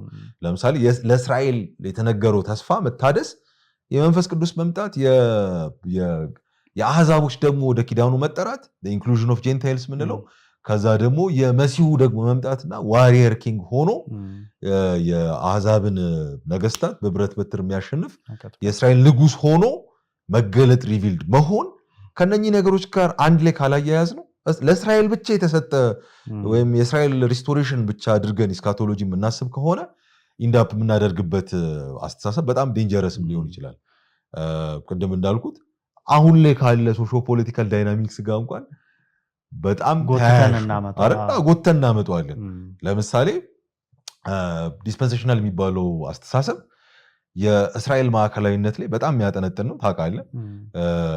እና በጣም ልዩ ካደረገው የስነ መለኮቱን ልዩ አድርጎ ከሰሩ ኤሌመንቶች መካከል አንዱ ኢስካቶሎጂ ነው። ኢስካቶሎጂው ደግሞ የተሰራው ቅድም ባልኩ በኦልድ ቴስተመንት በተቀመጡ ቴክስቶች ላይ መሰረት ባደረገ መልኩ ነው። እነ ዘካርያስ፣ እነ ሐጌ፣ እነ ኢሳያስ፣ እነ ዳንኤል እና እነኚህ ነቢያት የሪስቶሬሽንን ጉዳይ በትንቢታቸው ውስጥ በጣም አድርጎ ኢንኮርፖሬት ያደርጋሏል። እስራኤል ትታደሳለች፣ እንደገና ፓወርፉል ኔሽን ሆና ትወጣለች። ግን ከዚህ ትንቢት ጋር አሶሺየትድ የሆኑ ሌሎች ኤሌመንቶችን አራግፈው ጥለዋቸው እስራኤል የሚለውን ብቻ በመያዝ ነው በጣም ኦቨርስትሬችድ የሆነውን ቴዎሎጂ እንዲቀበሉ ወይም ፕሮፖን እንዲያደርጉ ያስገደዳቸው ብዬ አስባለሁ። በጣም ሊትራላይዝ ይደረጋል። ከዛ ደግሞ ሌሎች ኤሌመንቶች የሉም። የመሲሁ መምጣት፣ የመንፈስ ቅዱስ መፍሰስ፣ የእግዚአብሔር መንግስት ኢናጉሬትድ መሆን፣ የእስራኤል ሪስቶሬሽን እዚህ ውስጥ የሚታይ ነው። እዚህ ፍሬምወርክ ውስጥ የሚታይ ነው። ብቻውን ነጥለን የምናወጣ ከሆነ በጣም አደገኛ ነው የሚሆነው። ኦፍኮርስ ይሄ ዲስፐንሴሽናል የሆኑ ሰዎች ብቻ አይደለም። በመጽሐፍ ቅዱስ እኮ አዲስ ኪዳን ሲጻፍ የሆነ ኢምፕላይድ በሆነ መንገድ እናያለን አይደል? በአዲስ ኪዳን ዘመን ለሐዋርያት በጣም አስቸጋሪ የነበሩ አንደኛው ቻሌንጅ እስራኤላውያን የሆኑ ሰዎች ያስቡ የነበሩት የኪዳን ፍጻሜ ለነሱና ስለነሱ የሆነ ብቻ አድርገው ያስቡ ነበር። ኤትኒክ እስራኤል በሆነች ስለኛ የሆነው መድኃኒት አለ፣ ለኛ የሆነው መድኃኒት አለ የሚል አይነት እግዚአብሔር ቅድም እንዳለው እንጂ እዛ ድነት ውስጥ ሁሉም የሚካተት እግዚአብሔር ልክ ለአብርሃም እንደሰጠው ሁሉንም ኢንክሉድ የሚያደርግ እንደሆነ አያስቡም ነበር። በአንተ በኩል አሕዛብ ይባረካሉ ኦብጀክቲቭ አይደል? የኪዳኑ ኦብጀክቲቭ እና ህዝቡም ሲጠራ በእናንተ በኩል ሚንስ ኦፍ ሶሉሽን እንዲሆኑ ነው። እና እንደዛ ሳይሆን ኢንስትሩመንት ሆኖ ለእግዚአብሔር የማዳን እንትን መንገድ መካከለኛ ሆኖ የማገልገል ሳይሆን ስለነሱና ለነሱ ብቻ እንደመጣ አድርጎ የማሰብ ራሳቸውን በጣም ፕሪቪሌጅድ ብቸኛ እና ዩኒክሊ እስከ ፍጻሜውም ድረስ የሚታዩ ህዝብ አድርጎ የማሰብ አይነት ዝንባሌ ነበራቸው። በጣም ትልቁ ተግዳሮት ለአዲስ ኪዳን ጸሐፊዎች እሱ ነበረ። አንድ የመጽሐፍ ቅዱስ አስተማሪ እንደውም ይናገራል። ልክ እንደ ፖስታ አድራሹ በሳይክል ከኋላ ጀርባ የፖስታ ሳጥን አለ አይደል? እንደ ፖስታ አድራሹ ማሰብ እንችላለን። እስራኤላውያን ግን ያ በጣም ሪዲክለስ በሆነ መንገድ እዛ ከጀርባ ያስቀመጡት ፖስታ ለእነሱ እንደሆነ ነው የሚያስበው። በጣም ሪዲክለስ መበተን ነበር ማለት ምንም ፖስታ አድራሽ ያደረገው ኦብጀክቲቭ ስላለ ነው። እስራኤል እንደዛ ነበር ራሳቸው የሚያስቡት። አሁንም በጣም ዶሚናንት የሆነው የኢስካቶሎጂካል ወይም ነገረ ፍጻሜ በሚመለከት ያለን አስተሳሰብ ከዚህ ጋር በጣም የሚዛመድ ነው። እስራኤል በእግዚአብሔር ፌቨር የተደረገች ናት እና እግዚአብሔር አሁንም ከእስራኤል ኤትኒክሊ ከምታወቅ እስራኤል ጋር ያለውን ጉዳይ አልጨረሰም እና አንድ ወቅት በታሪክ ፍጻሜ ያ በረከት በሙሉ ሊፈስላት ይመጣልና ፕሪቪሌጅድ የሆነ ለእሷ ብቻ የተከፈተ አንድ የመዳን ኢፖክ አለ፣ ፓሮዣ የሚገለጥ የኢየሱስ መምጣት የሚገለጥ እና እዚህ መካከል ይገባሉ ሌሎች ቴክስቶች ታውቃለህ። የአዲስ ኪዳንና ጳውሎስ እስራኤል ሁሉ ይድናል የሚለው ከ9 እስከ 11 ያለው እስራኤል በሚመለከት የነበረው የጳውሎስ ጩኸት፣ ሌሎችም ደግሞ ወንጌላት ውስጥ የምናገኛቸው የዮሐንስ ራእይ መጽሐፍ ላይ ያሉትን ቴክስቶችም እንደዛው ይነሳሉ። ገላትያ መጽሐፍ ላይ የምናያቸው የእስራኤል ስሞች በተነሱበት ቴክስቶች ውስጥ በሙሉ ወይም ቨርሶች ውስጥ በሙሉ ያሉትን ትርጉሞች በዚህኛው ኢንተርፕሪቲቭ ሌንስ ነው ለመተርጎም ሙከራ የሚደረገው እንደ አንድ ቪው ኢንተርቴን ለማድረግ እንደ አንድ አተያይ ኢንተርቴን ለማድረግ ዲስፔንሴሽናሊዝምን ለማየት መሞከር ምናልባት በጣም ክፉ ላይሆን ይችላል ግን ኢምፕሊኬሽኑ በቲዮሎጂ አጥር ውስጥ ምናምን ብቻ የተቀመጠ አይደለም በጣም ዴንጀረስ በሆነ መልኩ ፖለቲካል እንትን ሁሉ አሉ አይደል ፖለቲካል አንድምታ ሁሉ አሉ አይዲዮሎጂ ጋር ሁሉ በጣም የተሳሰረ እና እግዚአብሔር ከእስራኤል ጋር ያደረገውን የኪዳን መስመር አላቋረጠም አልተወም አንድ ወቅት ይመጣል ለነሱ እንደገና የሚከፈትበትና ለእስራኤል የመዳን ፍጻሜውን ወይም የመዳንን እንትን ሳልቬሽንን የሚሰጥበት ዘመን ደግሞ አለ ሶ እግዚአብሔር አሁንም ስለ እስራኤል አለ ስለ እስራኤል ኪዳኑን ክፍት አድርጓል የሚለው አስተሳሰብ በጣም ብዙ ኢምፕላይድ ትርጉሞች አሉት አንዱ እንትንም ጭምር ነው አይደል ሁለት ኪዳን አለም ነው ሁለት ኪዳን ነው ሁለት ኪዳን አለ ለእስራኤል ሌላ ኪዳን አለ ለተቀረው ዓለም ደግሞ ሌላ ኪዳን አለ የሚለው ከቤተ ክርስቲያን ጋር እግዚአብሔር ኪዳን አለው እንደን አረሳም ደግሞ ኢትኒክሊ ከሚታወቀው እስራኤል ከሚባለው ህዝብ ጋር የሚለው የኪዳን አስተሳሰብ ነው አይ ቲንክ በጣም ዴንጀረስ ይመስለኛል አሁን ላይ ስፔሻሊ በጣም የሚታይ ቪዚብል እውነት ይመስለኛል አሁን ላይ ያለችውን እስራኤልን በዛ አይነት ሌንስ የማየት አይነት አዝማሚያ አለ ጦርነቶች ሲካሄዱ ትልልቅ ግሎባል ኢንሲደንቶች ሲመጡ በጣም ፖዚቲቭ የሆኑ አቲቲዩድ እስራኤል አቴኒ ኮስት ምንም የፈለገችውን ነገር ብታደርግ የእስራኤል መንግስት የወደደውን ነገር ቢያደርግ እግዚአብሔር እንኳን ያላቋረጠ የኪዳን ጉዳይ አለው አይደል እንደኛ ማን ሆነን ነው የሚል አይነት እና ደግሞ የተለየ ደግሞ ስፒሪቹዋል ሲግኒፊካንስ እንዳለ ስለ እስራኤል ማሰብ ስለ እስራኤል መጸለይ ቢቻል እዛ መሄድ እዛ ያለውን በረከት ለመቀበል ሙከራ ማድረግ ስለ አባቶች ማሰብ ያ ኪዳን በእግዚአብሔር እንዳልተረሳ ማሰብ ስፒሪቹዋል ሲግኒፊካንስ እንዳለው በጣም እነሱም እንደ ህዝብ ልዩ እንደሆኑ ራሳቸው እንደዛ በዚህ አይነት ቴዎሎጂካል መሰረቱ በጣም ሰፊ ነው በጣም የሚገርም ከዚህ በተቃራኒ ያለው ክሌም እስራኤልን እንደ ህዝብ ዋጋ አስከፍሏል በታሪክ ውስጥ የምናውቀው ነው አይደል የዚህ ሪቨርሱ ለምሳሌ አንታይሴሚቲክ የሚባለው ሴንቲመንት ወይም አስተሳሰብ እንደዚህ አይነት ዝንባሌ በዌስተርን ዓለም ውስጥ እኮ ከፍተኛ የሆነ እልቂት ያመጣ ነው አይደል በተለይ ከሪፕሌስመንት ቴዎሎጂ ጋር ተገናኝቶ ከሪፕሌስመንት ቴዎሎጂ ጋር አንታይሴሚቲክ ከሆነ አስተሳሰብ ጋር ህጉ ተሽሯል ወጥቷል ተጥሏል በቃ ክርስትና የሚባለው ኢቭል ናቸው ምናምን እያለ ኢቭል ናቸው በቃ እግዚአብሔር ራሱ በእነ ጳውሎስ ምናምን በአዲስ ኪዳን መልእክተኞቹ በኩል ያስተዋወቀው መንገድ የድሮ መንገዱ ተቃርኖ ነው እና የድሮ መንገድ እግዚአብሔር ጥሎታል ምናምን የሚል ይሄ ከመጀመሪያው የቤተክርስቲያን ከጥንታዊት ቤተክርስቲያን ሁለተኛው ሶስተኛው ምናምን መቶ ክፍለ ዘመን ጀምሮ ያለው ነው ማለት እዛ አካባቢ ሁሉ የምናገኘው አይነት አስተሳሰብ ነው እነ ማርሲዮንን ታውቃለህ የብሉይ ኪዳኑ እግዚአብሔር በጣም ክፉ በጣም አስፈሪ በጣም ጨካኝ የሆነ እግዚአብሔር ነው በኢየሱስ ክርስቶስ ማዳን በኩል ደግሞ የተገለጠው የታየው የአዲስ ኪዳኑ እግዚአብሔር እና እነ ጳውሎስ ደግሞ አድቮኬት ያደረጉት ሌላ እግዚአብሔር ነው የሚል አይነት አስተሳሰብ አለ እና እሱ የሆነ ትንሽ ለዘብ ባለ መልኩ በሚዲቫል ፔሪድ በኋላ ላይ በኢቫንጀሊካል እንትን ውስጥ ሁሉ ሳይቀር የፕሮቴስታንት ሰርክል ውስጥ እንኳን ሳይቀር እነ ሉተር የሚታሙበት ማለት ነው አሸናፊ የሆነ እንትን ነበረ ታስታውሳለህ በጀርመን ፖለቲካ ውስጥ እንግዲህ ከፈርስት ወርልድ ዋር በኋላ ያለው በፖለቲካል ሪቶሪክ ውስጥ አንደኛው የፖለቲካል ሪቶሪኩን ሰብስታንሽት እንዲያደርግ የገባው ቴዎሎጂው ነበር የመጀመሪያው የዓለም ጦርነትን ሉዝ ያደረግነው የእንትንን ምንድነው የጀርመንን ፖለቲካል ስትራክቸር የተቆጣጠረችው እስራኤል ስለነበር ወይም ደግሞ እስራኤላውያን ሰዎች ስለሆኑ ነው እነሱ ናቸው ገላልጦ አሳልፎ የሰጡን ስለዚህ እነሱ ላይ ንዝመት የሚል ነው ሪቶሪኩ እና በጣም አፒሊንግ ነበር ለህዝቡ እዛ መካከል ቴዎሎጂያንስ ነበሩ በጣም አሳዛኝ በሆነ መልኩ በጣም በስም ሊጠሩ የሚችሉ ቴዎሎጂያንስ በጣም ትልልቅ ኮንትሪቢዩሽን ያላችሁ ቴዎሎጂያንስ እና ቴዎሎጂ በጣም ትልቅ ዋጋ አስከፍሏታል እስራኤልን ማለት ኢትኒክሊ የምትታወቀው ዘመናዊቱን እስራኤል ዋጋ አስከፍሏታል አሁን ደግሞ ሪቨርስድ በሆነ አይነት መልኩ ቴዎሎጂ በጣም ደግሞ እያገዛት ነው ቴዎሎጂ በጣም አቅም እየሰጣት ነው ግን ደግሞ አሳዛኝ በሆነ ልክ ባልሆነ መንገድ ነው ሴንትራል የሆነ ኤክስፔንስ ኦፍ ቅዱሳት መጽሐፍት አት ኤክስፔንስ ኦፍ ቅዱሳት መጽሐፍት ከዛ ደግሞ የክርስትና ማዕከላዊ በሆነ ክሌም ላይ በተነሳ መልኩ ማለት ነው ማለት ኢየሱስ ክርስቶስ እንደተሰቀለ ኢየሱስ ክርስቶስ ህይወቱ ትምህርቱ አገልግሎቱ ምን እንደሚመስል እናውቃለን ማለት ፖለቲካል ኢምፕሊኬሽኑን እንፈልግ ብንል አሁን ስለ እስራኤል በሚካሄድበት መንገድ ውስጥ ልናገኘው አንችልም። በጣም አደገኛ የሆነ ዴንጀረስ መንገድ ነው እዚህ ውስጥ ያለው። በጣም አንዳንድ ቴክስቶችን እንደው ዲቴይል ስነ አፈታት ውስጥ ባንገባም ግን ቅድምም ለመንካት ሞክረሃል።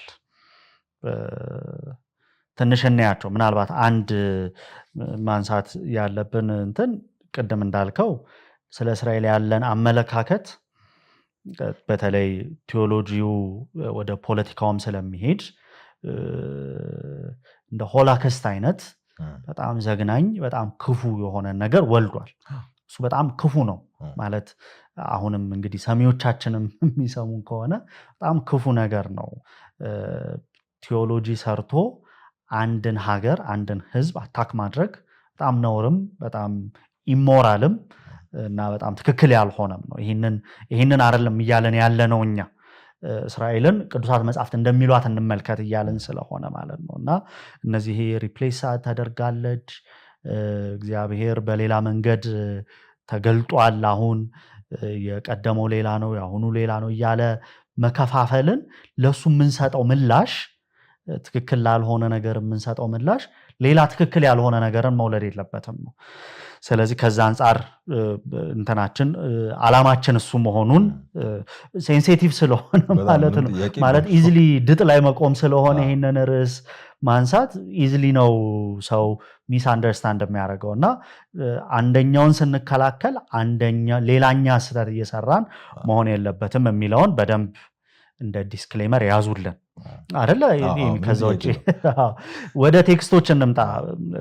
እንደምታውቀው በጣም የተለያዩ እስራኤልን የሚጠቅሱ ቅድም የሚያነሳቸው የተለያዩ ጥቅሶች አሉ።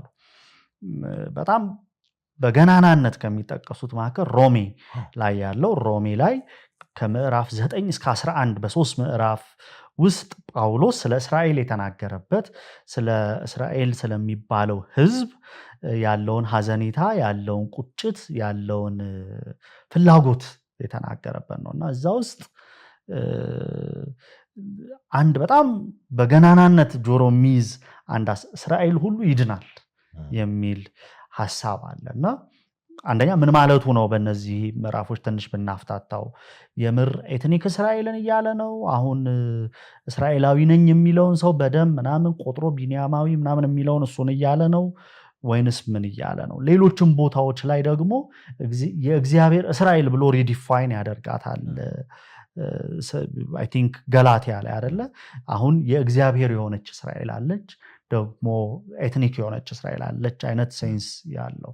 በዚሁ ጋር ደግሞ አያይዘን ራእይም ላይ ደጋግሞ እስራኤልን 12ቱን ነገዶች ምናምን ያነሳል በአዲሱ ፍጥረት መጠናቀቅ ወይም በአሮጌው ፍጥረት መጠናቀቅ ላይ እና እነሱን እንዴት እንመልከታቸው?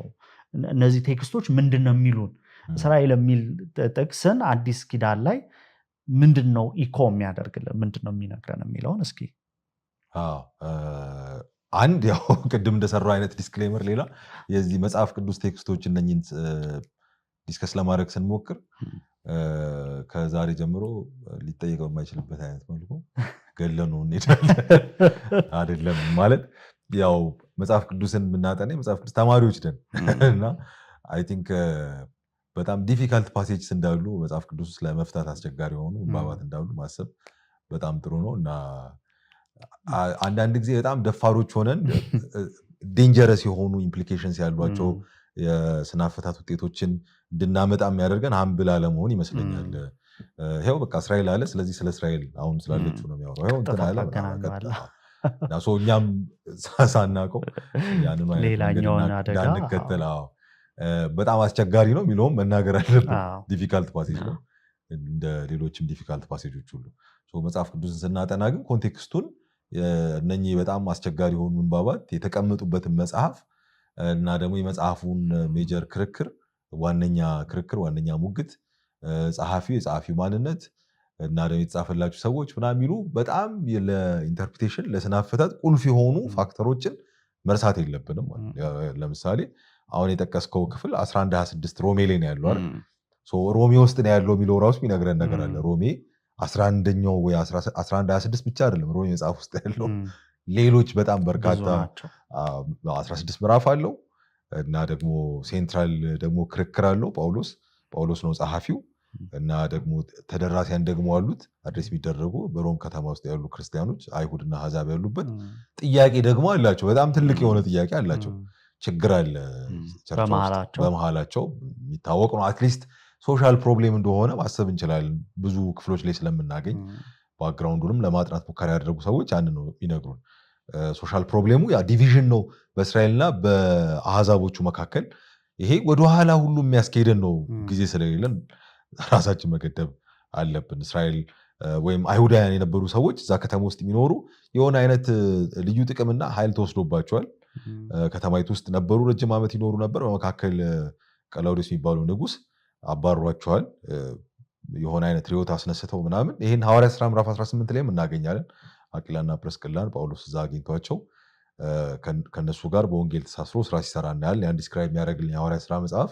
ጸሐፊ አቂላና ፕርስቅላ በቀላውዲዮስ ተባረው ከሮም ከተማ የወጡ አይሁዳውያን እንደሆኑ ይናገራል ከተማይቱ ውስጥ ቀድሞ የነበረው ክርስትና አይሁድ ሳቹሬትድ የሆነ ነው እና አይሁዳውያን የነበሩት ኦፍኮርስ አይሁዳውያን የነበሩበት ክርስትና ከሆነ አይሁድ ስርዓቶች በደንብ ፕራክቲስ ይደረጉ ነበር ማለት ነው እና የስርዓት ለውጥ ተደርጎ ግን ከ5 ዓመት በኋላ ተመልሰው ሲሄዱ ኦብቪየስሊ የክርስቶስ ቤተክርስቲያን በአሕዛቦች ተሞልታ ነው ሊያገኙ የሚችሉት እና ሃይፖቴቲካል ቢሆንም ግን እንደዚህ ማሰብ እንችላለን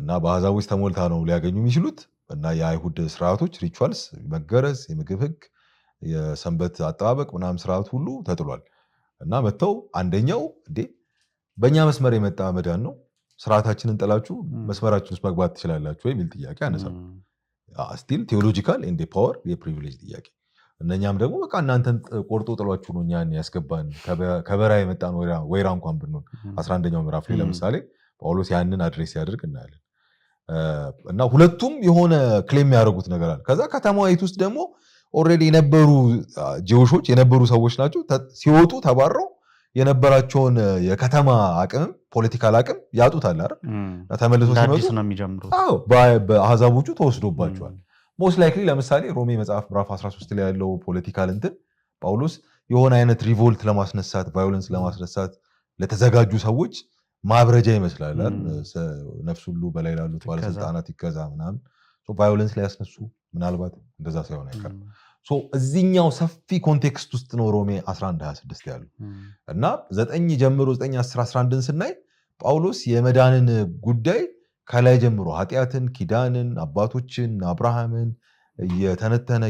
እየተነተነ መጥቶ ከ9 እስከ 11 ሳማው ኤክስክሉሲቭ በሚመስል አይነት መልኩ እስራኤል የሚመለከት ነገር ያነሳል እና ጥያቄው ደግሞ እስራኤል የሚመለከት ሲሆን አይ ቲንክ ጥያቄው ራሱ የተስተጋባ ጥያቄ ነው ይመስለው ራሱ እስራኤላውያን የሆኑ ሰዎች እንደዚህ ተገፍተን እየኖር እንዴት ነው እግዚአብሔር የኪዳን ፍጻሜ ታማኝነቱ የታለ ምናምን የሚል አይነት ጥያቄ ይመስላል እና ታማኝ አይደለም እግዚአብሔር ምናምን የሚልና ጳውሎስም እዛው ሲጠይቃል ሀዘን አለብኝ ብዙ ነው ምናምን ጭንቀት አለብኝ እስራኤላውያን ነኝ በጣም ብዙ ፕሪቪሌጅድ የሆኑ ልጅነት ክብር ኪዳን የሕግ መሰጠት ምናምን የመቅደስ ስርዓት አባቶች ኢየሱስ ራሱ የመጣው ከነሱ ነው ግን ተጣሉ አሁን እና ግን እግዚአብሔር ቃል የተሻረ አይደለም ይላል የሚከራከሩ አሁንም ስለ እግዚአብሔር ቃል ስለ እግዚአብሔር ታማኝነት ነው እንዴት ምናምን ስትለው ያንን ተከትሎ ደግሞ ጥሩ አርጊውመንት ክራፍት ያደርጋል አይደል ቀድሞስ የአብርሃም ልጆች ሁሉ ስለሆኑ ልጆች ናቸው ወይ ቀድሞስ ከእስራኤል የተወለደ ሁሉ እስራኤላዊ ነው ወይ ይላል አሁን እዚህ ጋር ጥሩ አድርጎም ያመጣልን ይመስለኛል ኢትኒክ እስራኤል የሚለውን ኮንሰፕት ማን ነው እስራኤላዊ ማለት አብርሃም ሲወልድ የወለደው ልጅ ሁሉ ከአብርሃም ጋር የተፈጸመውን ኪዳን እንትን ወራሽ ቢሆን ነው ወይ አራ አይደለም ይስሐቅ ነው እንጂ በይስሐቅ ነው እኮ ዘር ይጠራል ያለ የተባለው ምናምን አንፕሬዲክተብል ለእግዚአብሔር መንገድ ይላል ኦኬ እሺ ይስሐቅ ጋር ደግሞ ይስሐቅ የወለደው ጋር በሙሉ ሊሄድ ይችላል ብለህ ስትጠብቅ ይስሐቅም እንደዛ ይሸውዳል አይደል አንፕሬዲክተብል ያደርገዋል የተመረጠውም ደግሞ የሆነና ኢሳውና ታላቁ አይደለም ታናሹ ነው እንደውም ታላቁ ለታናሹ ይገዛል ምናምን ያዕቆብን ወደድኩ ኢሳውን ጠላው ተብሎ እንደተጻፈ ነው ምናምን ይላል ስለዚህ በምርጫ የሚጸና የእግዚአብሔር ሐሳብ ይሆን ዘንድ ነው ይሄ ደግሞ የሆነው ይላል እንደገና እሱንም እየሸወደ ምናምን ይመጣና እዚህ መካከል የአሕዛብ ኢንክሉዥን ይሆናል ስለዚህ ኢትኒክሊ የምትታወቀው እስራኤል እግዚአብሔር ኪዳን ስምምነት ያደረገባት እስራኤል ፌዝለስ ብትሆንም እግዚአብሔር የኪዳን ስምምነቱን ሳይረሳ ፌዝፉል ሆኖ አረጋግጧል በምን በጣም አንፕሬዲክተብል በሆነ መንገድ መንገዱን እየቀያየረ መጥቶ ፋይናሊ ህዝቤ ተብሎ የማይጠራውን ህዝቤ ብዬ እጠራለሁ ያልተወደደችውንም የተወደደችው ብዬ እጠራለሁ ብሎ ሆሴዕ እንደተናገረው ምናምን በማለት እና የአሕዛብ ኢንክሉዥን ለእግዚአብሔር ለኪዳኑ ላለው ታማኝነት ማሳያ ምልክት እንደሆነ አድርጎ ሲያቀርብልን እናያለን። እዚህ መካከል ግን እንዳይታበዩ አሕዛቦቹ ቅድም ባሉ አይነት መልኩ እኛንን አሁን ፕሪቪሌጅድ እናንተ ወድቃችሁ ነው እኛ የገባኑ የተጣላችሁ ቅርንጫፎች ሆናችኋል እኛ ብዙ ውስጥ ገብተናል ምናምን ይላልና ጳውሎስ ይከራከራል። ላይ ስሩን የተሸከመ በእነሱ በኩል ነው እናንተ የማዳን ያገኛችሁት እና ፍራንጅ የትዕቢትን ነገር አታስብ ቀድሞ ለነበሩት እግዚአብሔር ካራራላችሁ እግዚአብሔር ጭከና እኮ አለ ትዕግስቱ ብቻ አይደለም መታሰብ ያለበት ምናምን ይላል። ከዛ ደግሞ ይሄ ሚስጥር ልንገራችሁ የአሕዛብ ሙላት እስኪፈጸም ነው ድንዛዜ ሆነው በእስራኤል በአንዳንድ በኩል እንጂ እስራኤል ደግሞ ይድናል ምናምን ይላል። አሁን ኮንቴክስት በጣም ብዙ እንግዲህ አንደኛው መርሳት የሌለብን እግዚአብሔርን ታማኝነት ነው ዋናው ክርክሩ እንጂ እስራኤል ይድናል አይድንም ምናምን የሚል ጥያቄ አይደለም። ሜጀር ጥያቄው በዚህኛው ሰፊ እንትን ውስጥ ፍሬምወርክ ውስጥ ነው ማየት ያለብን። ሁለተኛ እግዚአብሔር ከእስራኤል ጋር ያደረገውን የኪዳን መንገድ ምን አደረገው? ይኸው ተረጋገጠ እኮ በምን በኩል ስትል ምዕራፍ 10 ላይ ያንን ይናገራል። ወንጌል ሆኖ የተገለጠ ኢየሱስ ክርስቶስ ሞት ትንሣኤ እንደሆነ ከዛ ያንን መመስከር ደግሞ ለሄራልድስ የተሰጠ የተተወ ሪስፖንሲቢሊቲ እንደሆነ ይናገራል። 10 ገና ክርክሩ የሚጀምረው የልቤ በጎ ፈቃድ ወደ እግዚአብሔር ልመና እስራኤል ሁሉ እንዲድኑ ነው። ቅናት አላቸው በእውቀት ነው በእውቀት አይቅኑ እንጂ ለእግዚአብሔር እንዲቀኑ መሰክርላቸዋለሁ ምናምን ይላል። ከዛ ግን ከእግዚአብሔር እንትን ፌስፉልነስ ርቋል። አሁን የእግዚአብሔር ለኪዳኑ ያለው ፌስፉልነስ እኮ ተገልጧል ይላል በክርስቶስ ኢየሱስ። የራሳቸውን ጽድቅ ሊያቆሙ እየሞከሩ ከእግዚአብሔር ጽድቅ ከእግዚአብሔር ኮቨነንታል ፌስፉልነስ ርቀው የተጣሉ ሆነዋል ይላል። የእግዚአብሔር ፌስፉልነስ ለእስራኤል የሰጠው የኪዳን ፍጻሜ ተረጋግጧል። አሁን ግን የራሳቸውን ፌስፉልነስ ለማቆም ሲሞክሩ ከዚህ ተጣሉ ምናምን ይላል ከዋናው ከእግዚአብሔር ታማኝነት። ከዛ ምን ይሆናሉ የሚል ጥያቄ መነሳቱ አይቀርም። ስለዚህ እግዚአብሔር ትቶታል ማለት ነው ህዝቡ ምናምን ሲል ኧረ በፍጹም አልተውም ደግሞ ይላል 11 ላይ አይደል እኔ እኮ ምልክት ነኝ እኔ ራሴ እስራኤላዊ ነኝ ከብንያም ነገድ ነኝ እግዚአብሔር አስቀድሞ የመረጠውን ህዝብ አልተውም እና መጽሐፍ ሌላስ የተናገረውን አስቡ እና ብቻዬን ቀረው ሲል 7000 ቅሬታዎች አሉ ብሏል። ስለዚህ ዘንድሮም አሁንም በጸጋ የተመረጡ ቅሬታዎች አሉ ማለት ከእስራኤል ህዝብ ጋር የዳኑ አሉ። አሁንም የዚህ የኪዳን ፍጻሜ ያገኙ አሉ። እግዚአብሔር ታማኝነት ገብቷቸው ወደዛ ታማኝነት ይሄዱ አሉ። የሆኑ አሉ እና ይላል። ስለዚህ በእግዚአብሔር ታማኝነት ፍሬምወርክ ውስጥ ለማሰብ ሙከራ ስናደርግ በቱ ኮቨነንት ሞዴል ለማሰብ ሞከር ራሱ ፍሬምወርኩ አይፈቅድልንም። እግዚአብሔር ኪዳኑን ፈጽሞታል ካልን ከእስራኤል ጋር የተደረገ ኪዳን ከሆነ የተፈጸመው ተፈጽሟል እኮ ማለት ነው ኪዳኑ እና ይሄው እግዚአብሔር ደግሞ ኮንቲኒቲ ያለው እንጂ የሆነ ቦታ ላይ ቆሞ ድጋሚ እንደ አዲስ ሪስታርት የሚያደርግ ማለት ነው። አንደኛው እሱ ራሱ ፕሮብሌማታይዝ ያደርጋል ችግር ውስጥ ነው የሚጥልብን። ኪዳኑ ተፈጽሟል ካልን ከተፈጸመ እንዴት ነው ሌላ ደግሞ ሁለተኛ የኪዳን መስመር እግዚአብሔር ቢኖረው ይላል ምን ብለን ማሰብ እንችላለን። ሌላኛው ብዙ ሙከራዎች ይደረጋሉ ኦፍ ኮርስ እንደሌሎቹም ዲፊካልት ፓሴጆች። ለምሳሌ እግዚአብሔር አስቀድሞ ለእስራኤል ተስፋውን ሲሰጥ እስራኤልን መረጠ፣ ኋላ ላይ ደግሞ አሕዛብን እኛን አድኖ ወደ አሕዛብ ይሄዳል የሚል ነበር የእስራኤል አጠባበቅ እና እሱን ሪቨርስ ያደርጋል ይላል። ለምሳሌ ፒሳንደርስ የሚባል የአዲስ ኪዳን መምህር ታውቃለህ እና እሱን ሪቨርስ ያደርጋል። እዚህ ጋር የሚለው አሕዛብን የአሕዛብ ሙላት እስኪፈጸም ነው እግዚአብሔር የጠበቀው። ስለዚህ እስራኤል ሁሉ ይድናል። ስለዚህ አሁን በአሕዛቦች ነው የሚያሳየው። ስለዚህ የእስራኤልን አጠባበቅ እስራኤልን አድኖ ከዛ አሕዛብ ጋር የሚለው ፍሬምወርክ ስቴፑን ማለት ነው ስቴፑን ሪቨርስ አድርጎት አሁን አሕዛብን አድኖ ኋላ ላይ እስራኤልን በሚል ቀየረው ጳውሎስ ይላል። አይ ቲንክ ይሄ ልክ አይመስለኝም። ምክንያቱም የእስራኤል ቪንዲኬሽን እኮ በመሲሁ በሪፕሬዘንታቲቭ እኮ ታይቷል። ትንሣኤን ሰጥቶት እሱን ከሙታን በማስነሳት ለእስራኤል የተሰጠው የተስፋ መንገድ አሁንና አሜን ሆኗል። ልክ እነ ጳውሎስ እንደሚናገሩት ሁለተኛ ቆሮንቶስ ላይ ያለው ማለት ነው። እና እንደዛ ከሆነ ኦፍኮርስ እስራኤልን እኮ አድኖ ነው እኮ እስራኤልን ቪንዲኬት አድርጎ ነው እኮ ለእስራኤል የተሰጠው የተስፋ ቃል እውነት እንደሆነ አረጋግጦ ነው የአሕዛብ ኢንክሉዥን ደግሞ የሆነው ቀድሞም በነበሩ አይነት መንገድ ውስጥ ያየ ነው። ግን አሁን የተገለጠው የተፈጸመው ተስፋ ለአሕዛብ ብቻ ሳይሆን እስራኤልንም ዌልካም የሚል ነው የሚል አይነት ነገር ነው። አይ ቲንክ ፕሮፐር የሆነው ልከኛው የሆነው ስናፈታት ይመስለኝ። እስራኤል ይድናል ሲል አሁን በተከፈተው ለእስራኤል በተገባው የተስፋ ፍጻሜ መንገድ መጥቶ የመጨረሻው እግዚአብሔር የድነት ማረጋገጫው የተገለጠበት የመሲሁ ሞትና ትንሣኤ በሱ በኩል የመጣው ማዳን ተገልጧል። አሁን ክፍት ነው ለእስራኤልም ጭምር የሚል ለእስራኤልም የሚሰራ ነው። እስራኤልንም ዌልካም የሚያደርግ ነው። ስለዚህ ያንን ህዝብነቱን ሪጌን ያደርጋል።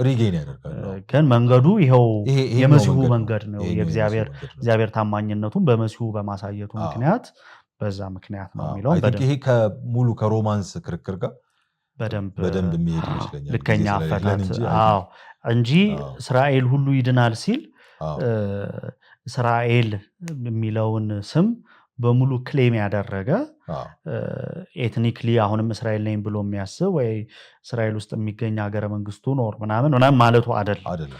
መንገዱ እግዚአብሔር ኪዳኑን በታማኝነት ያስኬደበት የፈጸመበት መንግስቱን ያመጣበትን መንገድ እያመላከተ እንደሆነ በደንብ መመልከት እንችላለን። አንድ ነጥብ ብቻ ከዚሁ ከአዲስ ኪዳን ላይ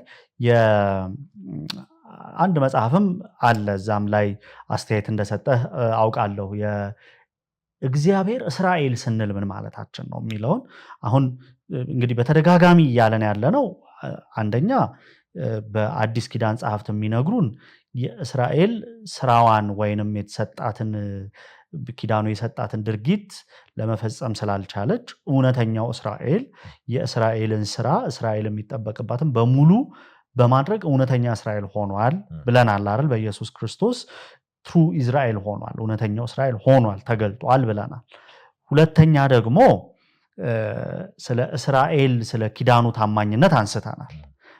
በኪዳኑ ታማኝነት ታማኙ መሲሁ በመምጣቱ ምክንያት አሁን የእግዚአብሔር ታማኝነት ቅጥያ እንደሆነ የዛ ኪዳን ቅጥያ እንደሆነ ለማንሳት ሞክረናል። ግን ከዚህ ጋር አንድ ፊት እንዲያደርግ የሚገባው ነገር እግዚአብሔር የራሱ እስራኤል አለው። ከዛ ደግሞ እስራኤል የሚባል ኤትኒክ እስራኤል አለ። ምን ማለታችን ነው የሚለውን እሱን ትንሽ ብናነሳ ገላትያ ላይ ያለው ሐሳብ ነው። የእግዚአብሔር እስራኤል ስንል ምንድን ነው እያለን ያለ ነው?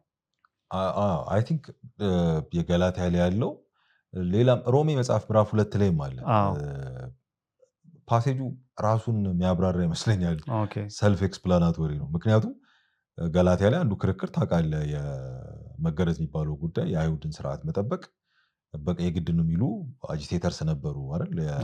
ጳውሎስን መውጣት ተከትሎ የገቡ ምናምን የገላትያ ክርስቲያኖችን ላይ ጫና ለመፍጠር ሙከራ ያደርጉ የነበሩ መምህራን እና የነሱ ጉዳይ ነው። የገላትያ ክርስቲያኖች ደግሞ እንደ ሮም ክርስቲያኖች ወይም ለሮሜ መልእክት እንደደረሳቸው ክርስቲያኖች አህዛቦች አይደሉም። ለአይሁድ መምህራን አይ ቲንክ ስስ ልብ ያላቸው ነገር ይመስላሉ አይደል? ጳውሎስም መጥቶ የሚቃወማቸው የሚገሰጻቸው እንደ በመንፈስ ነው የጀመራችሁ እንዴት በስጋ ለመፈጸም ሙከራ ታደርጋላችሁ ምናምን ይላል። የሚሰሙትን ነገር አይ ቲንክ የተቀበሉ ነው። የሮም ክርስቲያኖች ግን አህዛቦቹ ትንሽ ሪፐልሲቭ ነገር ናቸው። የአይሁድ ስርዓትን ለመከተልም ፍላጎትም የላቸው ምናምን። በጀንታይል ፍሬንድሊ የሆነውን ክርስትና ነው በጣም እንትን የሚሉት እና እዛ መጽሐፍ ላይ እንግዲህ ክርክሮችን ያነሳል እስከ ምዕራፍ 6 ታውቃለህ። ምዕራፍ 6 ላይ እቺኛዋ ፓሴጅ ሰላምታ እየተናገረ ነው። በቃ የቋጭ አካባቢ ነገር ነው። መገረዝም ቢሆን አለመገረዝ አይጠቅምም። በዚህም ስርዓት ላሉ ለእግዚአብሔርም እስራኤል ሰላምና ምህረት ይሁን ይላል።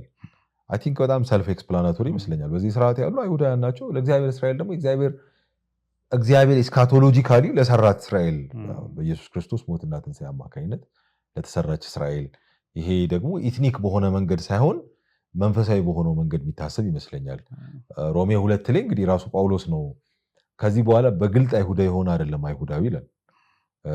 የአይሁዶችን ግብዝነት ምናምን በጣም እየመታ የቻሌንጅ እያደረገ እየቀጠቀጠ ምናምን መጥቶ ነው እዛ ጋር ደርሶ ሕጉን ባትፈጽሙ ብትገረዙ ምን ዋጋ አለው?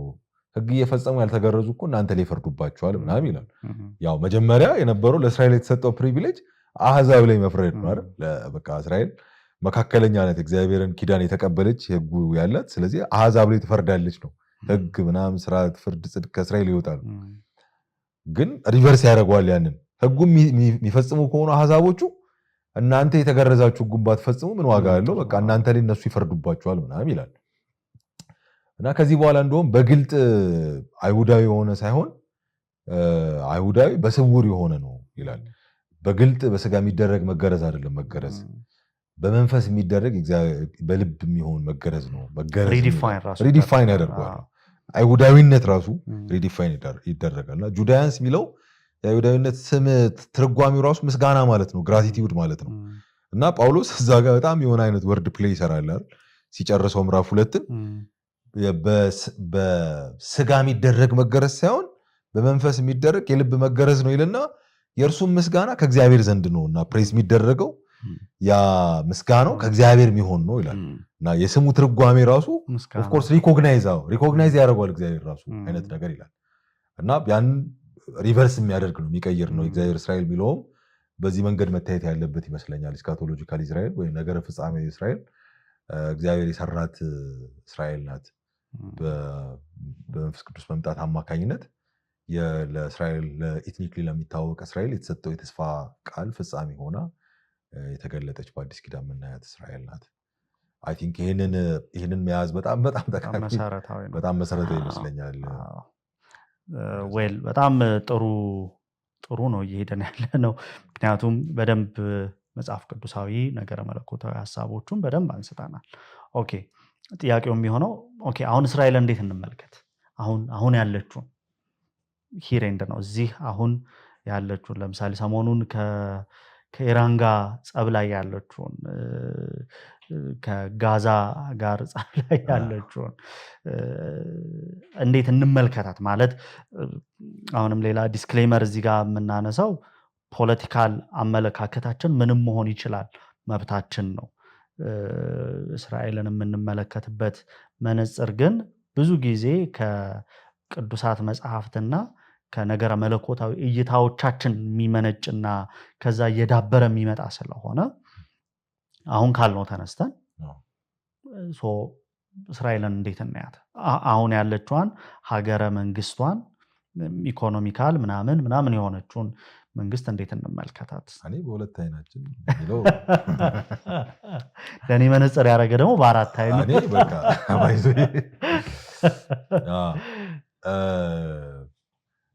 አይ ቲንክ መጽሐፍ ቅዱስ ጥናታችንም ስነ መለኮትም መጨረሻ ላይ የሚተረጎም መሆን መቻል አለበት። እረዳለሁ አሁን ያልክበት ለምሳሌ የፈለግነውን አይነት ፖለቲካል መስመር ወይ አይዲዮሎጂ መያዝ እንችላለን የሚለው ቤተክርስቲያን የሆነን አይነት ስርዓተ እሳቤ ምንድነው አይዲዮሎጂ ምትጭን ኢምፖዝ የምታደርግ ምናምን መሆን የለባትም። ግን አማኞች ያመኑትን ነገር ኢንተርፕሪት ማድረግ ደግሞ መቻል አለባቸው። ለምሳሌ በፖለቲካው በማህበራዊና ፖለቲካዊ መንገድ ውስጥ ዳይናሚክስ ውስጥ የሚሆኑ ነገሮች ከኔ መጽሐፍ ቅዱሳዊ መረዳት ከኔ ቴዎሎጂካል አንደርስታንዲንግ ጋር እንዴት ይመዘናሉ ብዬ መጠየቅ መቻል አለብኝ እንጂ ወደድኩትን መስመር መከተል ምናምን የሚባል ነገር የኢየሱስ ክርስቶስ ተከታይ መሆን ታውቃለህ እነ ዲትሪክ ቦኖፈር ምናምን ኮስት ኦፍ ዲሳይፕልሺፕ ደቀ መዝሙርነት በቃ ዋጋ አለው። ያ ዋጋ ደግሞ በቤተክርስቲያን አጥር ውስጥ ምናምን የሚወሰን አይደለም ማለት የሚተረጎም ነው። ለፍትህና ለእውነት ድምፅ ያለው ነው ማለት መናገር የሚችል ነው እና ፍትህ ሳይኖር ሲቀር እውነት ሲበደል ግፍ ሲደርስ ምናምን ይሄ መጽሐፍ ቅዱስ የምናገኛቸው ካኖኒካል ፕሮፌትስ የኖሩት ህይወታቸው ይሄ ነው። መጽሐፍ ቅዱስ አንዳንድ ጊዜ መጽሐፍ ቅዱስን ስንተረጉም ወይም ስናነብ በተሰጠን በጣም ስፒሪቹዋላይዝድ በሆኑ አይነት ሌንስ ብቻ ማሰብ በጣም መጥፎ ነው ብዬ አስባለሁ። መጽሐፍ ቅዱስን አሴቲዝ ራሱ እንደሆነው ለማሰብ ከሞከርን በጣም በርካታ ፖለቲካል ማህበራዊ ቶንስ አሉት። በቃ ይናገራል በደንብ ኢየሱስም ስለ ፍርድ፣ ስለ ፍትህ፣ ስለ ጽድቅ፣ ስለ እውነት ምናምን ይናገራል። ኪዳኑም ለእስራኤል የተሰጠው እሱ ነው ማለት እስራኤል ምን መምሰል አለባት የሚለው የፍትህ፣ የጽድቅ፣ የእውነት፣ የስርዓት ምናምን መንገድ በቃ እግዚአብሔር ማን እንደሆነ ማሳያ እና የአሕዛብ መንግስታት ነገስታት ምናምን ኦፕሬት የሚያደርጉበት ሲስተም አይዶላትረስ የሆነው አምልኳዊ ስርዓታቸው ምናምን ከፖለቲካል አስተሳሰባቸው አይዲዮሎጂያቸው ጋር በጣም የሚገጥም ነው። እግዚአብሔርን አለማምለክ ሞኖቴስቲክ አለመሆን ማለት በነገራችን ላይ ቤተመቅደስ አንድ በዓለም ውስጥ ያለችው ምንድነው እስራኤል አካባቢ ያለው ቤተመቅደስ ከአለመሄድ ምናምን ብቻ አይደለም ወይ የእስራኤልን አምላክ አለማምለክ ብቻ አይደለም፣ የእስራኤል አምላክ ያልሆነውን መሆን ነው። ፖለቲካል ኢምፕሊኬሽን አለው ማለት ኢፍትሃዊ መሆን፣ በጣም ማይኖሪቲስን በጣም መበደል፣ መጨቆን፣ እግዚአብሔር ኃጢአተኛ በሆነው ስርዓተ መንግስት የቀጣቸው በእነምባቆም ጸሎት ውስጥ አይደል ምላሽ ነው ያመጣው። የእነምባቆም ጸሎት እኮ ፍርድ ድል ነስቶ አልወጣም፣ ጽድቅ የለም፣ ተበድሏል፣ ህፃናት፣ ሴቶች፣ መበለቶች ምናምን በቃ ኢኮኖሚክ ኦፕሬሽን የደረሰባቸው ነው ምናምን። ስለዚህ የሚተረጎም ነው ማለት ነው። በእኛም ዘመን ስለ ሪሶርስ ሲሉ ሱፐር ፓወርስ የፈለጉትን ነገር ሲያደርጉ እንደፈለጉ ያድርጉ፣ እኔ የፈለግኩትን መስመር መከተል እችላለሁ፣ የቸርች አጥሬ ውስጥ መጥተው ግን ማውራት ከቻሉ ያኔ እናወራለን ምናምን አይደለም። አልፎ የሚተረጎም ነው። ደቀ መዝሙርነት የራሱ ዋጋ አለው። የኔ ፖይንት አንደርስታንድ አድርግ ያለው ሰው የፖለቲካዊ ትርጓሜው እንደየግለሰቡ ኢንተረስት የሚሄድ ነው። መግዛት ግን ያለበት መጽሐፍ ቅዱሳዊና ነገረ መለኮታዊ እሳቢያችን ነው የሚለውን እሱን ከእንትን ከማለት አንጻር አይደለም። ግን እሺ ቀጥል።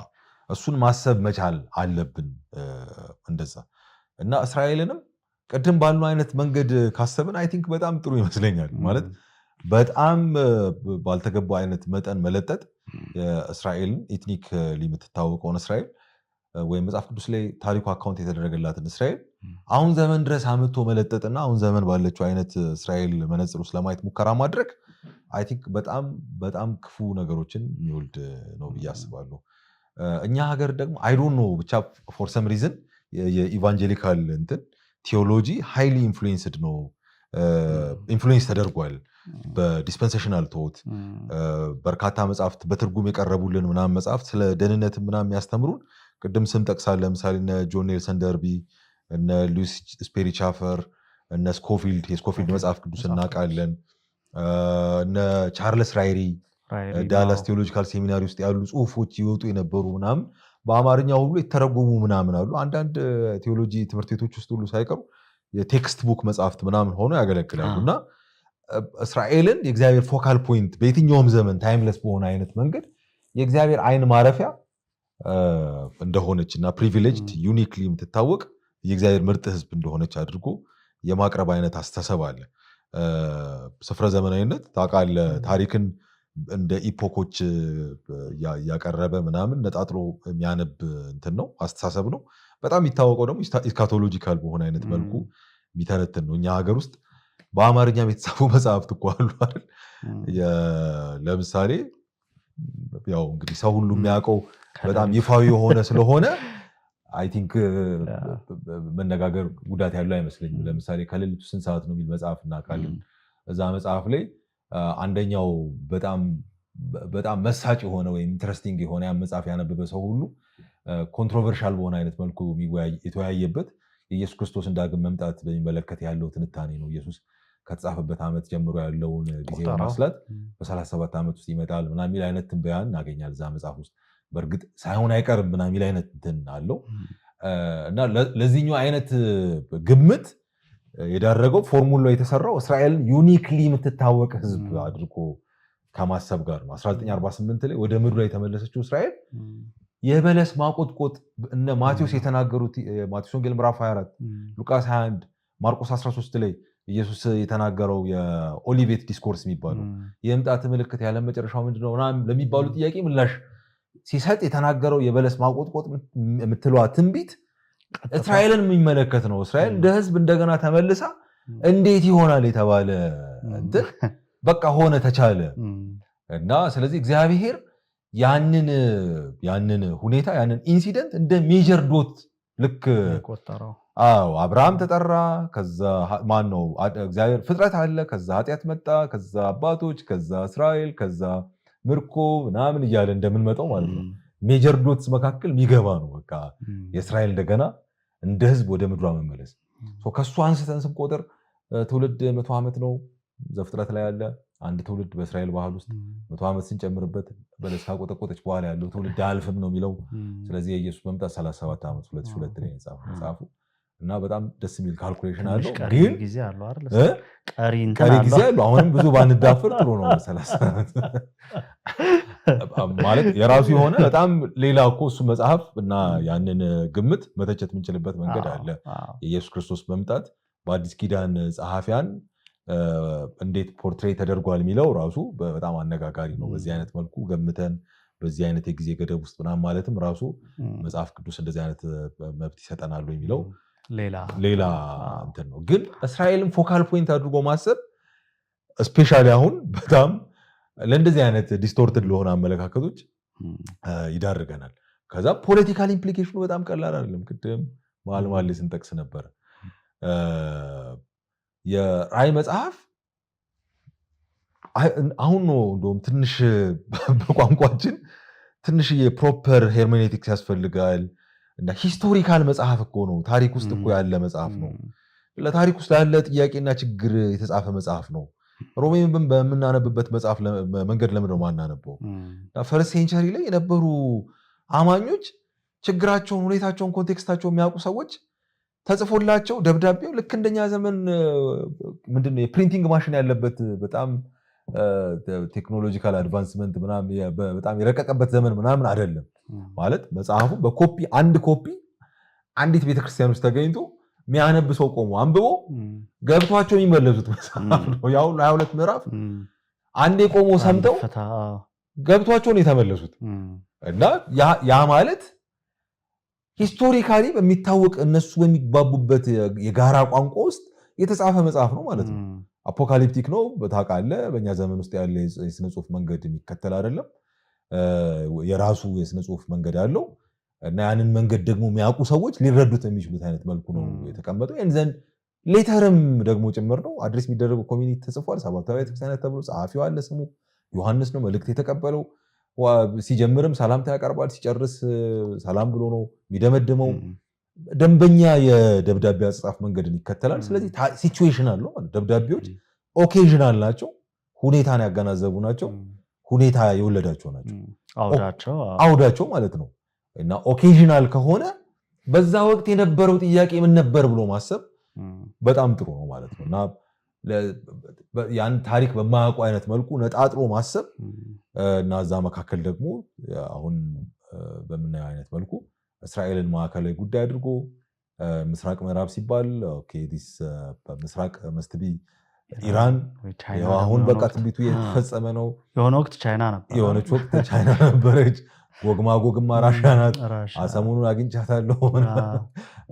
እንደገና እስራኤልም ታስታውሳል ትልልቅ ፖለቲካል ኢንሲደንቶች፣ ውሳኔዎች፣ ዲሲሽን ሲሰጡ፣ የዋና ከተማ ለውጥ ሲደረግ ወይም ደግሞ እንደዚህ አይነት ሰጀሽን ሲካሄዱ ከቴል አቪቭ ወደ ኢየሩሳሌም ሲሄድ ቃሉ ተናግሮ ነበረ። እዚህ ክፍል ላይ እንደዚህ ይላል ዘካርያስ ምናምን። አይ ቲንክ በጣም ብዙ ዴንጀረስ ነገሮች ወልዷል እና ኮንቴክስቱን ማሰብ በጣም አስፈላጊ ይመስለኛል። ታሪክ ውስጥ የተወለደ መጽሐፍ ነው። የራዕይ መጽሐፍም በጣም ጥሩ ዝግጅት ያላቸው መጽሐፉን ያጠኑ ሰዎች አሉ። እሱ በደንብ ያወሩ አይ ቲንክ አሪፍ ይመስለኛል። ግን አትሊስት ይህን ማወቅ እንችላለን ማለት በጣም በኮመን ሴንስ የሚታወቅ ስለሆነ ተነቦላችሁ ሰምተው ገብቷቸው የሄዱ ክርስቲያኖች ካሉ ያልኖሩበትን ወደፊት የመጣውን ዘመን መቼም ገብቷቸው ሊሄዱ አይችሉም እና ማያውቁትን ሚኒንግፉል የማይሆንም ማለት ደብዳቤ የተጻፈ ደብዳቤ መልእክት በጋራ ቋንቋ በምትግባባው ካልቸር ችግርህን ኮንሲደር ያደረገ ጥያቄህን ያገናዘበ ካልሆነ ሚኒንግፉል ሊሆን አይችልም፣ ትርጉም አይኖረውም። እና ትርጉም የሌለው መጽሐፍ ደግሞ የለም። እንደዛ ካልሆነ አይ ቲንክ እሱም ማሰብ በጣም አስፈላጊ ይመስለኛል። አሁን ያለችውንም እስራኤልን ስናስብ መጽሐፍ ቅዱስ እንዴት እንተርጉም ስንል ከዚህ መጀመር የለብንም ማለት ነው። የራሱን ዘመን ማጥናት ማሰብ አስፈላጊ ይመስለኛል።